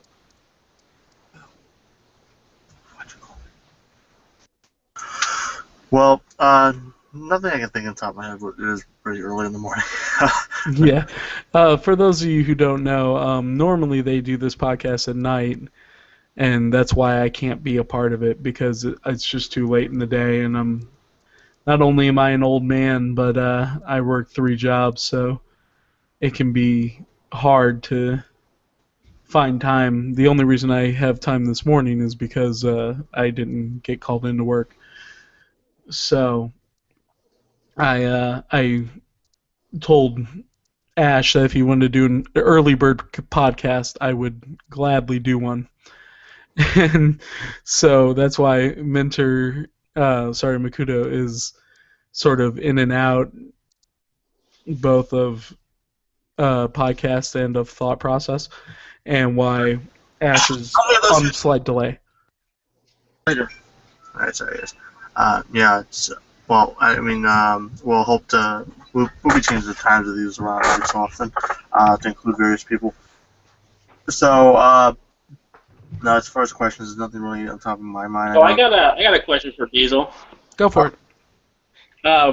So I mean, I've noticed that we've actually had a couple more people other than just Ash buying cases at our store. How do you think that affects you as an indie seller? I actually really like that question. Okay, so right around the time Set 17 came out, there was a group of young players, teenagers, who always got their stuff from me, who decided they were going to start buying cases and building their decks. You know, since there's 4 of them, they could split it 4 ways and get everything they need, and then they were just going to sell the rest. Now, the owner of the shop that I work for has a fail-safe set in for me, so that I don't have to be rude personally, but it's shop's policy that if the single seller does not want you to sell on the floor, you can't sell on the floor. So if you want to get rid of your excess product and you're trying to outprice me, you at least can't do it in my face in my store, you know? And I feel like overall it was a working idea, but I know I'm not stupid, and I am well aware of when people are selling on the floor, even when they think I'm not. So there was obviously some selling still going on, and people and them getting rid of cards that they should have put toward the singles prices after they bought their case. And it definitely did take a chunk out of my personal profits on stuff, because they were always buying their stuff directly from me, and then they moved to buying sealed product. So I saw none of that money, nor did I see any money from them buying singles in the future from the same set, because they had plenty of overstock. But they found out after the last two sets that it wasn't a sustainable idea, because they didn't always need $200, $300 of product apiece. So it started becoming a war with them over who pays what based on what they were getting. So they were arguing, well, it's like, well, I'm only playing you're trying to play Gear Chronicles and Royal Paladin out of the new set, so you should have to pay $400 of this set, and I'm only playing this and this, so I should only have to pay $80, you know. And so it fell apart after the first two times that they did it, because eventually it was that the person who was paying the most could have just come to me and paid a lot less, and the person who was paying the least was getting the best deal and not having to support his part of the case, you know. So it was scary. I was worried about it for a while, but like I had said earlier, keeping up in this game and being able to monetize this game is hard. And they weren't prepared for the hardships that were going to come from trying to make that work. In fact, in my entire life, there's only been one partnership I've seen that was successfully able to do what they were trying to do, and that was myself with my friend Lilith. We used to share a collection all the time, but that's because we were practically tied at the hip for a good 6 years. Yeah. I mean, kind of just so for some clarification here, I know it's been asked a few times. I do not get my product from the same store that Diesel does, and I'm not going to reveal where I get it from either. And you guys need to stop asking us what we're paying for the product as well. Just ask your local game store. But me and Diesel kind of have it's kind of an unspoken agreement where we don't really cut into each other's sales. But really, we don't in general, because I deal online anyway. And people mainly go to me when he doesn't have something generally. Yeah, and that's the thing, is that Ash and I are very good about passing business back and forth, so that if I know I don't have something, I always drift it to him, and when he doesn't have something, he always drifts it to me. And it helps a lot, because we can both make our money back, and we don't have to compete with one another. And it definitely helps that since Ash is online, if I want to do anything online, I can just give it to him, and he can take a cut, and eBay can take their cut, and we can work it out that way. And if he has anything he wants to float to me to put into the store, we do it the same way, only backwards. And I feel like it's a good relationship that can be fostered when you trust each other. And I think that's the biggest problem with when your players start trying to get wise quote unquote, and jump the gun on you. Is that it kind of takes they're not trusting you to do the best that you can by them, and so they think they can do better on their own, and usually that ends up being a downfall for them. Yeah, and that's just a word of warning. If you you guys want to try, by all means, more power to you. It's getting into the business of selling cars is not for everyone, and is not as profitable as it may seem from the outset. Very true, very true. I think that's about it, though. Unless you got another one, Makuto. No, that was the only one I can think of. I'm tired too. All right. Well, as always, if you guys have any questions about sales aspect or anything, please go ahead and comment or send us a private message, either on YouTube or Facebook. With that, though, so ends our Cardfight segment. We're going to move really quickly into the some Force of the Will thing and Force of Will. No, Force of Will. Very fairly new card game. We've talked about it. We've previewed it. We actually got a lot of hands-on in the past couple weeks as well, so we can kind of give our more solidified impressions on it. From what people have said to me, what they think of it is, it's kind of like Magic but without the mana. It's an easy way to explain it, at least in my words here. But first impressions. Go ahead, Diesel, Makuto. Okay, Makuto, go first. What do you think? Force of Will, I'm enjoying it so far. I think that obviously I don't know what I'm doing because I didn't really play much Magic.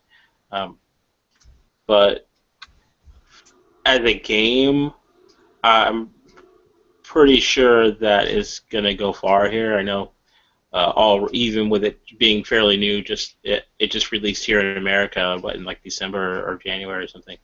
But I know even by now we already have like a couple places doing really well tournaments, turnouts, and everyone's selling a product everywhere. So I know it's something that if you get into early, then you can get a head start on maybe getting really good, getting some good decks going, so you can win some tournaments, stuff like that. But I have fun playing it, so I mean that's all that really matters. Mm-hmm. I've got a lot to say on this game, but I'm gonna keep my first impressions of it short. First impression from playing it is this is baby Magic. It is, and it is Magic for babies. And I'm not trying to be rude to anybody who plays. I actually have a great time playing Force of Will. Not as much fun for me as Vanguard, but it's fun to get away from the games that you frequent and try something new. And Force of Will is definitely it definitely has a lot of things about it that I like, that I enjoy, that I have fun doing. And when I'm not having fun, I just stop. So I think that it has some real potential to be a staying power, but I think that it's far too early in the thing to talk about it being a long-lasting deal. I remind players when they talk about sales, I remind players that when Vice Shorts first came out in our area, we would sell out of boxes as quickly as we got them, and it's not even been a year, I think, since then. And now we only order boxes if people pre-order them because we can't get rid of the sealed product fast enough to justify buying boxes ahead of time. So just because of a game's initial burst of popularity does not necessarily mean that it's going to be a contender for a long time. But I do like it. I do have fun. All right. Well, my impressions of it. First of all, I'll say missed opportunities. I actually had the chance to really get into pre-buy Force of Will way back in December, which I did not take that opportunity, and kind of regret it, honestly. As far as a money-making opportunity, it is a pretty big one that I missed out on. So sadly, in that aspect, I really dropped the ball on that, and then I ended up paying much more money later on to basically get the same stuff. It's things I love. I would like these are baby Magic. So I was a Magic player back in Alara and Mirrodin 1, Kamigawa, etc. days. So I did play a lot of Magic back then, and I never really was really too into the art of Magic, so I do like the art here more. You make all the arguments that you want toward it. It's kind of like anime-ish art, which I do find more appealing. One of the reasons that I got into Cardfight originally was the art. Of course, gameplay and whatnot kept me. And I do like the gameplay in Magic, so it is, it does have that ability to draw me there because I already like the way the game plays. And it gets rid of a lot of what you would call, some of the luck elements of Magic in the sense of like mana screw and whatnot, which were very frustrating for people. Granted, there's other parts of this game that can be frustrating, as with anything, but really, I really like Force of Will right now. I like the card stock. Anyone who's ever seen it, it's actually very, very good card stock. And card design as well. I really like the way it's designed. Overall, I have very positive opinions on it right now. I'd say I have a more positive opinion of Force of Will than I have of Vanguard, sadly or not. So whether that's going to be my main game or not remains to be seen. I won't say yes at this point because I am so invested in Cardfight. But overall, I have pretty positive opinions of Force of Will. So, Force of Will made an explosion on the TCG scene, as it were. Right now, still, even there are some cards that are going for insane amount of prices. Boxes constantly out of stock. The product, I believe, most of the sets that have been out in America are actually out of print. So whatever your distributor has to send out is probably what you have, and they're not going to get much more when they're out. But a lot of distributors got really smart and ordered a ton of it after the first wave of sales started selling. So there's still stock, but I like that the print runs are short.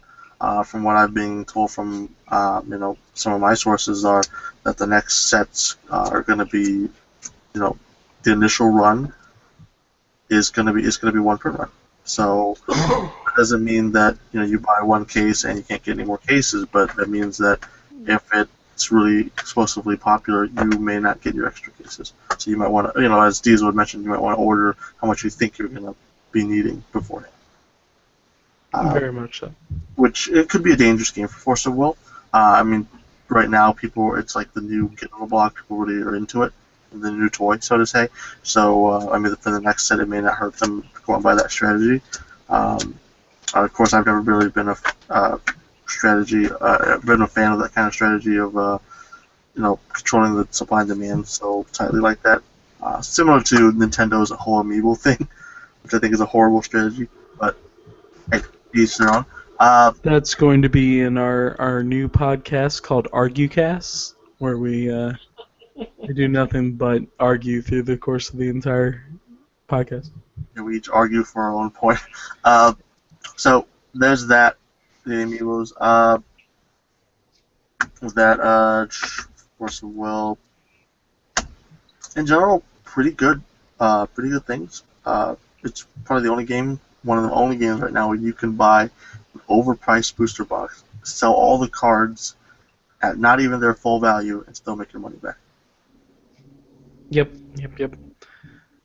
And there's plenty of misprint packs. We're not talking about every booster box, but I've seen enough people pull misprint packs of just tons of rares that it is crazy. Oh yes, the God Pack thing. As a note, what he's talking about is one every 6 boxes or so of each set has a pack that is entirely comprised of rares. Sometimes that means that they are entirely dual stones, which if you play Force of Will, you know what it is, but essentially it's your mana fixing for the game. And it would be like pulling a pack of beta lands for those who played Magic back in the old days. It is a high worth pack. And sometimes they are just a pack of all rares and higher. So really good creatures, really good spells. And it's interesting to see those packs get pulled because people get really excited. It should be noted that while Force of Will is saying that these are misprints, these are intentional additions at a random interval because they want people to feel like they've won. And a God Pack is certainly a way to feel like you won whilst buying packs, which is a really good strategy to keep people to buy packs. Yeah, and the singles market has pretty much exploded overnight with that. And I'm sure in the future podcasts we go more deep into that. But initial impressions, I think, are at least for myself, are pretty positive. We're seeing a lot of players from various games take it up, which will actually bring us to our next little topic here. Force of Will and other card games, more specifically Cardfight, but we can mention other card games as well. There's been a lot of worry that Force of Will's explosive popularity will cause, decline, of course, but the death of other card games. And in some cases, things like Cardfight, will Cardfight players all go to Force of Will? I mean, the art is there for it, and if they like Magic's gameplay, the Magic is there, so to say. I have a lot to say on this topic, so I'm gonna let you two talk first. All right. So Makuto, what do you think Force of Will's effect on other card games are, more specifically Bushiroad card games? It's pretty much how you said it. It's since the art is closer to the anime-like style, which a lot of people that play Bushiroad, that's kind of what draws them to the game in the first place. Just like the super stylized monsters and characters like that. But then at the same time, you can play a game like Magic where you can actually do something when someone's going to do something to you. You're not just taking it and saying whatever, nothing I can do about it. Interaction. Yeah. So that's pretty much one of the main problems I have with Vanguard a lot of the times is they just play something and there's nothing you can do until it's your turn, other than guard. But with like games like Magic and Force of Will, if they say I'm going to do this, you're just like, no, you're not.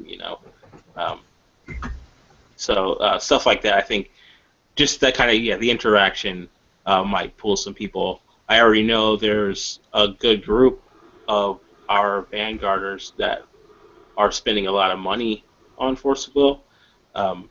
Now, say these people have a lot of money to spend on cards anyway, because they play like Yu-Gi-Oh and other stuff anyway. Every card game. Yeah, they play like almost everything. So I'm not too worried about them, but that's not to say that there's a lot of people that we're going to lose in the long run.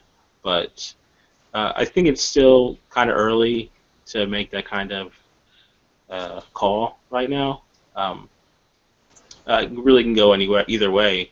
Either people are just really excited about it because it's new, and then next year it's not going to be anything, or it's going to blow up and it's going to take over a lot of the games that we're playing. So I just think it's too early to make that kind of call. Quick question, Minner. You, I know personally, the people out there might know that you play Pokemon. Pokemon TCG, Cardfight Vanguard, which has more interaction? Probably Vanguard, because you can block. Okay, cool. Go ahead. Sorry. Yeah, because Pokemon, you can't do anything on their turn. Pokemon has what we call zero interaction. Yeah, you cannot do anything. You are both playing solitaire against each other. Yeah. I have fun playing it, but just because it's Pokemon and Pokemon, I like Pokemon. Yeah. But other than that, yeah, when it's their turn, you're just watching a computer. Pretty much, it's it's like you're playing against a computer. It's the same thing. Just sometimes they say stuff to you, But a lot of times when playing Pokemon, I will stare at the phone when it's not my turn, because since I can do nothing else, I might as well do something productive. I think the only card I can think of is N. So N is one of the few cards that you can use to upset your opponent, and yet it's still only played on your turn. So yeah, that's true. Yeah. I mean, obviously it's played on your turn, but you can affect your opponent a little bit, not much, but yeah, a little bit. Yeah.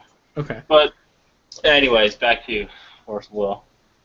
But yeah, I think I was done actually. Yeah.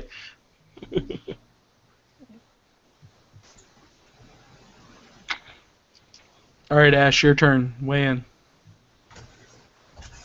What do you mean? As far as my thoughts on if it's going to be the death of other card games, I mean, there is certainly a worry about that. Maybe not at the national level, but at least locally. A worry because a lot of our people here like to sway from game to game pretty easily. So it's kind of scary that possibly a game could die because of it. But then I will actually hope that we have pretty loyal people to a game to keep it alive. I mean, Weiss is, I mean, I won't say it's popular, but it's kept alive by a very loyal fan base around here. So, I mean, that's that. And of course, with store support. So, I do appreciate our local store for supporting Weiss, especially because I know a lot of stores wouldn't give a game like Weiss time of day, considering how the tournaments are so inconsistent. And we do appreciate them for things like that. But just knowing the player base does kind of worry me if Force of Will will become the next thing to replace, one of the card games, or if it'll be like what was that Wizards game that got pretty popular and then died out? Duel Masters. Or it'll become like another Duel Masters around here. I have no idea how Duel Masters is doing across the country, but here it's pretty much died out. I can tell you that too. Okay, so I've been asked this question a lot over the last couple weeks, especially with how hard Force of Will's been selling. Is Force of Will going to kill Cardfight? My short answer is no, and stop asking me that. But the reasons why are pretty clear to me, and I'm hoping that anyone out there who's listening, who plays Cardfight and Force of Will, they'll know exactly what I'm talking about. Force of Will and Cardfight are not anywhere near the same game. They're not even in the same ballpark. Okay, I know that art is a big attraction for a lot of people, but that's not why people stay in a game. You don't stay in a game because of art. If you are collecting the cards because of the art, you are a collector. You are not a gamer. Okay. In order to stay in a game and play a game, you've got to like the gameplay. And there could not be two more different games than Force of Will and Cardfight. Like I said before, I call Cardfight, or I call Force of Will baby magic, and there's a reason for that. Is that a lot of its mechanics and interactions and playable surfaces, they are all almost directly pulled from Magic, with a few changes here and there. I've been told that it plays a lot like Hearthstone, which I haven't played in a long time, but I can attest to certain interactions that remind me of Hearthstone. Some people say it's Yu-Gi-Oh! And Magic had a baby, and that baby is more resemblant to its father, Magic, than its mother, Yu-Gi-Oh! But um, no matter how you spin it, the way Force of Will plays is very reminiscent of Magic, and that means that if anyone had to worry about players leaving their game in order to play it, it would be Yu-Gi-Oh! And Magic. Because Magic players, the only players that love Magic the way I love Magic, are the ones that play it on a high competitive level, and they wouldn't play anything else in its place. Like I've heard a lot of people complain about mana screw and all that stuff, but the truth of the matter is that mana is another mathematical quotient that you add into the formula of building a good deck in Magic. That's just one of the things. So in more ways, Force of Will becomes baby Magic because it's taking away your power to construct your deck to make up for those inconsistencies. So some people would call that a pro because it makes it easier for them to play and it gives them more freedom of what they put in their deck because they don't have to worry so much about running into land that they can't use, etc., etc. But those people who love Magic for the way I love Magic are not super duper happy that they don't have to worry about land because that's part of the fun. So instead, the things that I tend to like about Force of Will are things that make it like Magic. And the things that tend to frustrate me are when it tears away from Magic or it's trying too hard to not be Magic while maintaining so many elements of Magic. So one of the rules that I'm sure these two have heard me complain a few times about is that there's no invisible blocker situation. For those of you who did not watch our Force of Will tutorial, I'll remind you that in Magic, you declare blockers as a step. And once you have declared something as a blocker, it is a blocker no matter what. So if your opponent tries to kill it afterwards, it's still a blocker and it's still blocked. Which to me makes sense. I just think of the concept as you threw a meat shield out in front of something. And even though it got hit with a lightning bolt, it was still a meat shield. But the Force of Will has no invisible blocker situation. So if you've declared a blocker against somebody's attack, and then they burn it with lightning bolt or kill it in some other way, the damage goes through to you.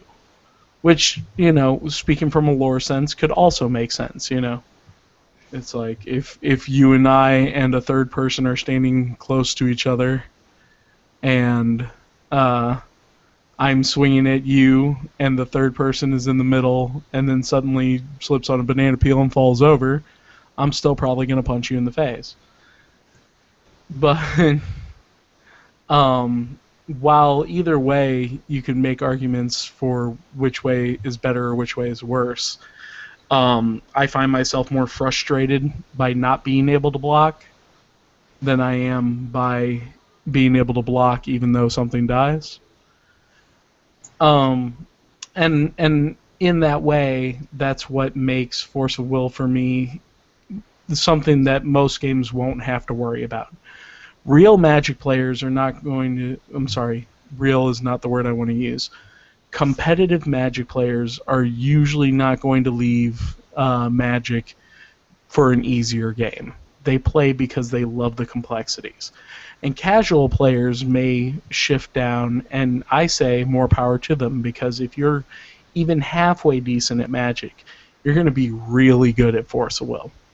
So it gives those players who were always okay at Magic but never really competitive a chance to thrive in a competitive scene. So that's cool. Yu-Gi-Oh! Players will definitely transition over to any game that gets them off of that sinking rat ship that is Yu-Gi-Oh! Go ahead and post hate comments below.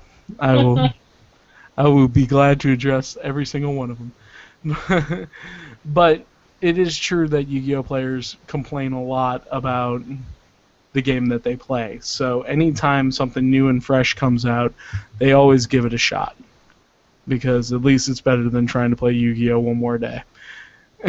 So in that respect, I don't think Yu-Gi-Oh has anything to worry about, because their players always also come back, because there's just so much support for the game now that it would be a shame to lose all the value in your cards at this point. So a lot of players just keep coming back to it regardless. Cardfight has very little to worry about. If people are going to play Force of Will from Cardfight, they're going to play both, because they're not going to get the same feeling out of playing Force of Will that they get out of playing Vanguard, because the games are so entirely different. I feel that's the same for Pokemon. To a lesser extent, I feel that way about Vice Shorts. One of the things that I was going to mention when Minner talked about Vice Shorts and their loyal fan base, about half of the players that I know who played Vice Shorts at one point have stopped playing Vice Shorts and started playing Force of Will.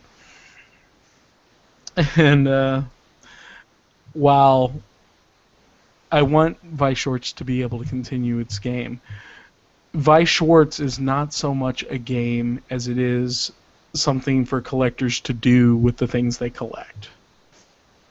I mean, I don't know if you feel differently about that, Minner. I know that you and Koheleth have a good time playing Vice Schwartz with each other, but I feel like Vice Schwartz is a game for anime enthusiasts that also kind of want to do something other than just look at their figurines. What do you think? Yeah, that's pretty much it. Yeah. That's pretty much it. I mean, that's why I got into it, because it was anime based. It wasn't just like the cards were drawn anime style, but it was actual, like anime content. Yeah. And then I can also play a game. I mean, that's the only reason why I play. There's a bonus that we do have some players and I can play tournaments, but even if they weren't here, I would still buy the cards and I would still collect them and play. So exactly. Yeah. And and there's nothing wrong with that as a model for business amongst anime enthusiasts. But I think a reason why a lot of the Vice Schwartz players kind of stopped playing Vice Schwartz and started playing Force of Will was it gave them that anime feel, but the game play was a little more exciting. And so that's why a lot of them have jumped ship for now. And I think some of them will come back, and I think some of them will try to play both. And some of them might never come back, but I don't think it'll kill Vice Schwartz. I mean, it might not do well for it locally, but to be honest, locally it's kind of halfway there anyway because tournaments are so inconsistent. Hopefully in the summer when your players come back, you guys will have consistent weekly tournaments. But if you don't, you won't feel like it's the end of the world. Unlike Right. other games with Vanguard and Magic and Yu-Gi-Oh! That if there was not a weekly tournament for Vanguard, then there would be no Vanguard. It's either it's happening every week consistently, everybody's getting to go, or nobody's going to come. And so I don't think that unless someone is mean and piles Force of Will on top of my Cardfight tournament, I think that we'll be fine. Fridays we always have a steady 15 to 30 people showing up.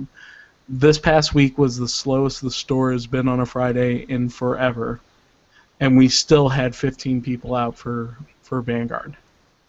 And So- also that was like the weekend of that tournament too. So Yeah. And it was a big deal, and and every week at my store, Vanguard is the highest Friday night thing by itself. Bigger than Magic, bigger than Yu-Gi-Oh, bigger than My Little Pony. Not surprising.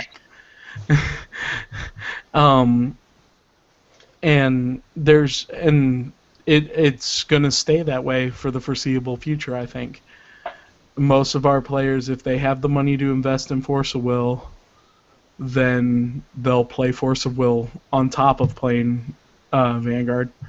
And the ones who can't afford two games are not going to get into Force of Will because the secondary market is so expensive that it would be it wouldn't be cost efficient for them to leave a game that they can barely afford to play a game that they certainly can't afford.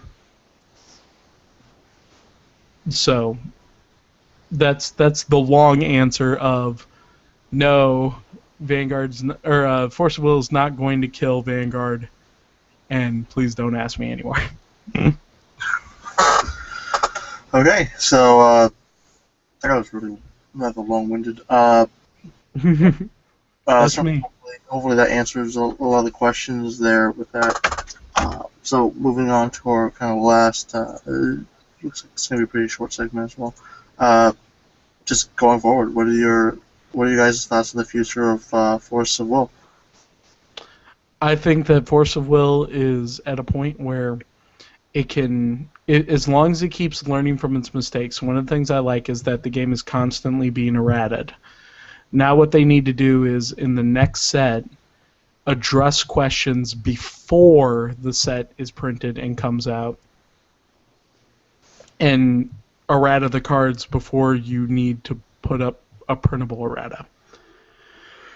If they do that, then the game's going to be great. It's going to be fun and fine, and it's going to continue forward. If they don't do that, it has the possibility of turning into an Inuyasha, where you had to bring around a 100-page errata booklet with you to every tournament. And I won't play it then, because I will get too frustrated by the myriads of erratas that I don't know about. Yeah, there's a pretty big list of erratas in that game. Force of Will, it's well, Cardfight there's quite a bit of errata too, but Force of Will seems like the errata means more, in a sense. A lot of that comes from, too, being a new game and not being able to, like, they didn't use foresight to see that some of their wording was murky.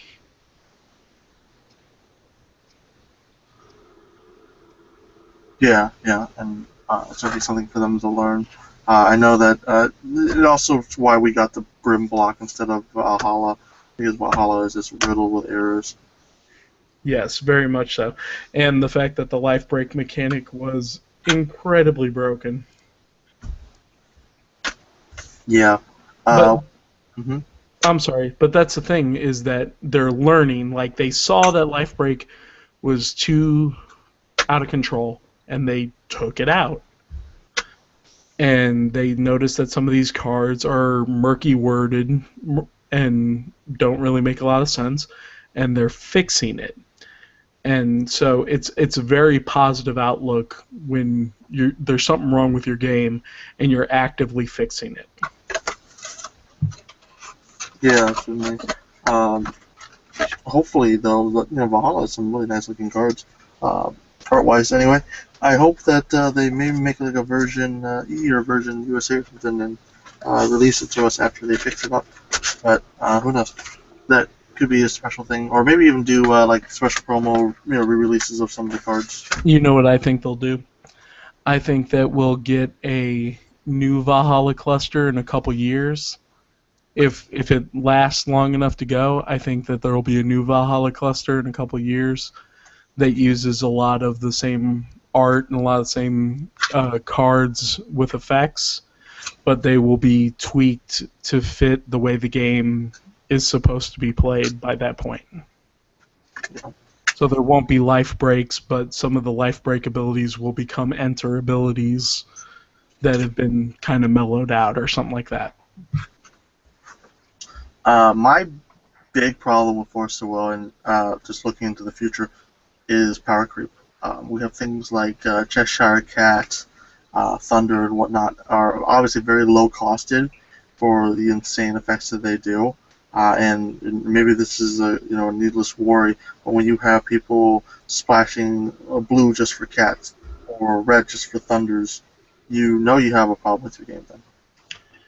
I absolutely 100% agree with you. And I think one of the things, ArgueCast might be a thing that we should try at some point because I've got plenty of bad stuff to say about Cheshire Cat. But one of the things that I find to be important about that, though, is that you're right. Right now, it's like everything seems so cost efficient, and the things that aren't cost efficient are not used, and so there's a big stack of commons that you always use, and there's a big stack of commons that you never use. But I do like that as long as it doesn't have to get bigger in order to be different. And I think that if they keep that in mind, it'll be okay. Because the next cluster that we're going to see is called the Alice cluster. And I have no idea what's going to come out in it. Nobody does yet, I think. But they did spoil a promo recently that I just saw that says at the end of your draw phase, it's a resonator, and at the end of your draw phase, or at the end of your turn, you can draw until you have 7 cards in hand. And someone asked if there was an infinite combo with that and Sinbad, which every time you get to draw a card, you would draw a card, you don't. You can skip it, and then you can do an effect because you skip that draw. And so they've already put out the ruling that there is no infinite combo, that it checks your hand when it's time to draw the 7, and that's how many cards you get to draw. So if you have 1 card in hand, then you are going to be drawing 6 cards. It's not that you'll draw up until you have 7, it's that you get to draw 6 cards at that moment. So the fact that they already put out a ruling before the promo was printed was really cool. The fact that this card flavor-wise is very good for the Scheherazade deck is very cool, but it also shows that a new card is coming out and it's not busted, and it's effectively costed, but it's not more powerful than things that came out in this cluster. It's just different.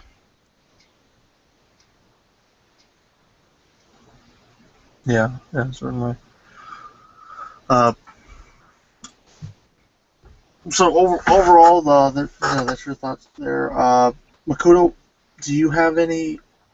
What are your thoughts on the future of Force of Will? Really, I just hope that the game stays fun to play. That's really all that's important to me. So as long as they keep that up, then I'm good. Do you think the game will stay fun to play? Yeah, I mean, so far, especially if they do the kind of stuff that Diesel's talking about, where if there is some translation errors or whatever happens to these cards and why they come out broken, as long as they just fix them before they hit the ground, then it should be fine.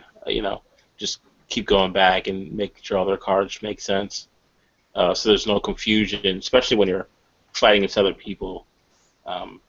That there is a place you can go to that's going to go, hey, no, it does this, without, all the bickering and stuff like that, which sometimes people get out of hand with that, and that can kind of take away from the excitement of a card game.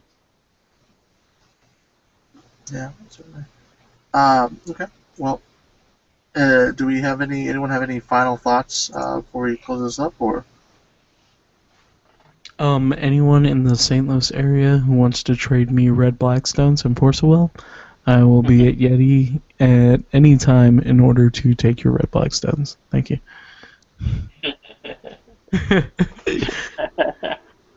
Okay. Thanks for joining us. I know this podcast ran probably an hour or two over my expected time, but I was. Yeah. I was promised a short podcast and I can go to sleep, but Makuto, you can only blame yourself for believing that I was going to be anything but long-winded. that's true. I That's true. mean, you do I know didn't get me. cold scolded, so can't complain. Yeah. Yeah, but it's pretty fun podcast overall. I think. Wish maybe we had another contributor, but well, that would have been a lot longer. uh, Yeah. very, Don't get me and Kohelis started talking. It will never stop. Yeah. do appreciate Kudo and Diesel for joining us in. I know there's been quite a lot of requests for Diesel to get in on the podcast, so hopefully it was very insightful for you guys. And maybe we'll have some questions, do some Q&A next time if you guys have any questions or whatnot, and we can get them answered. So I'm not exactly sure when we'll do the next one of these, but as always, thanks for tuning in. And this has been Ash, and Diesel? Kudo. signing out. Bye, Peace. guys.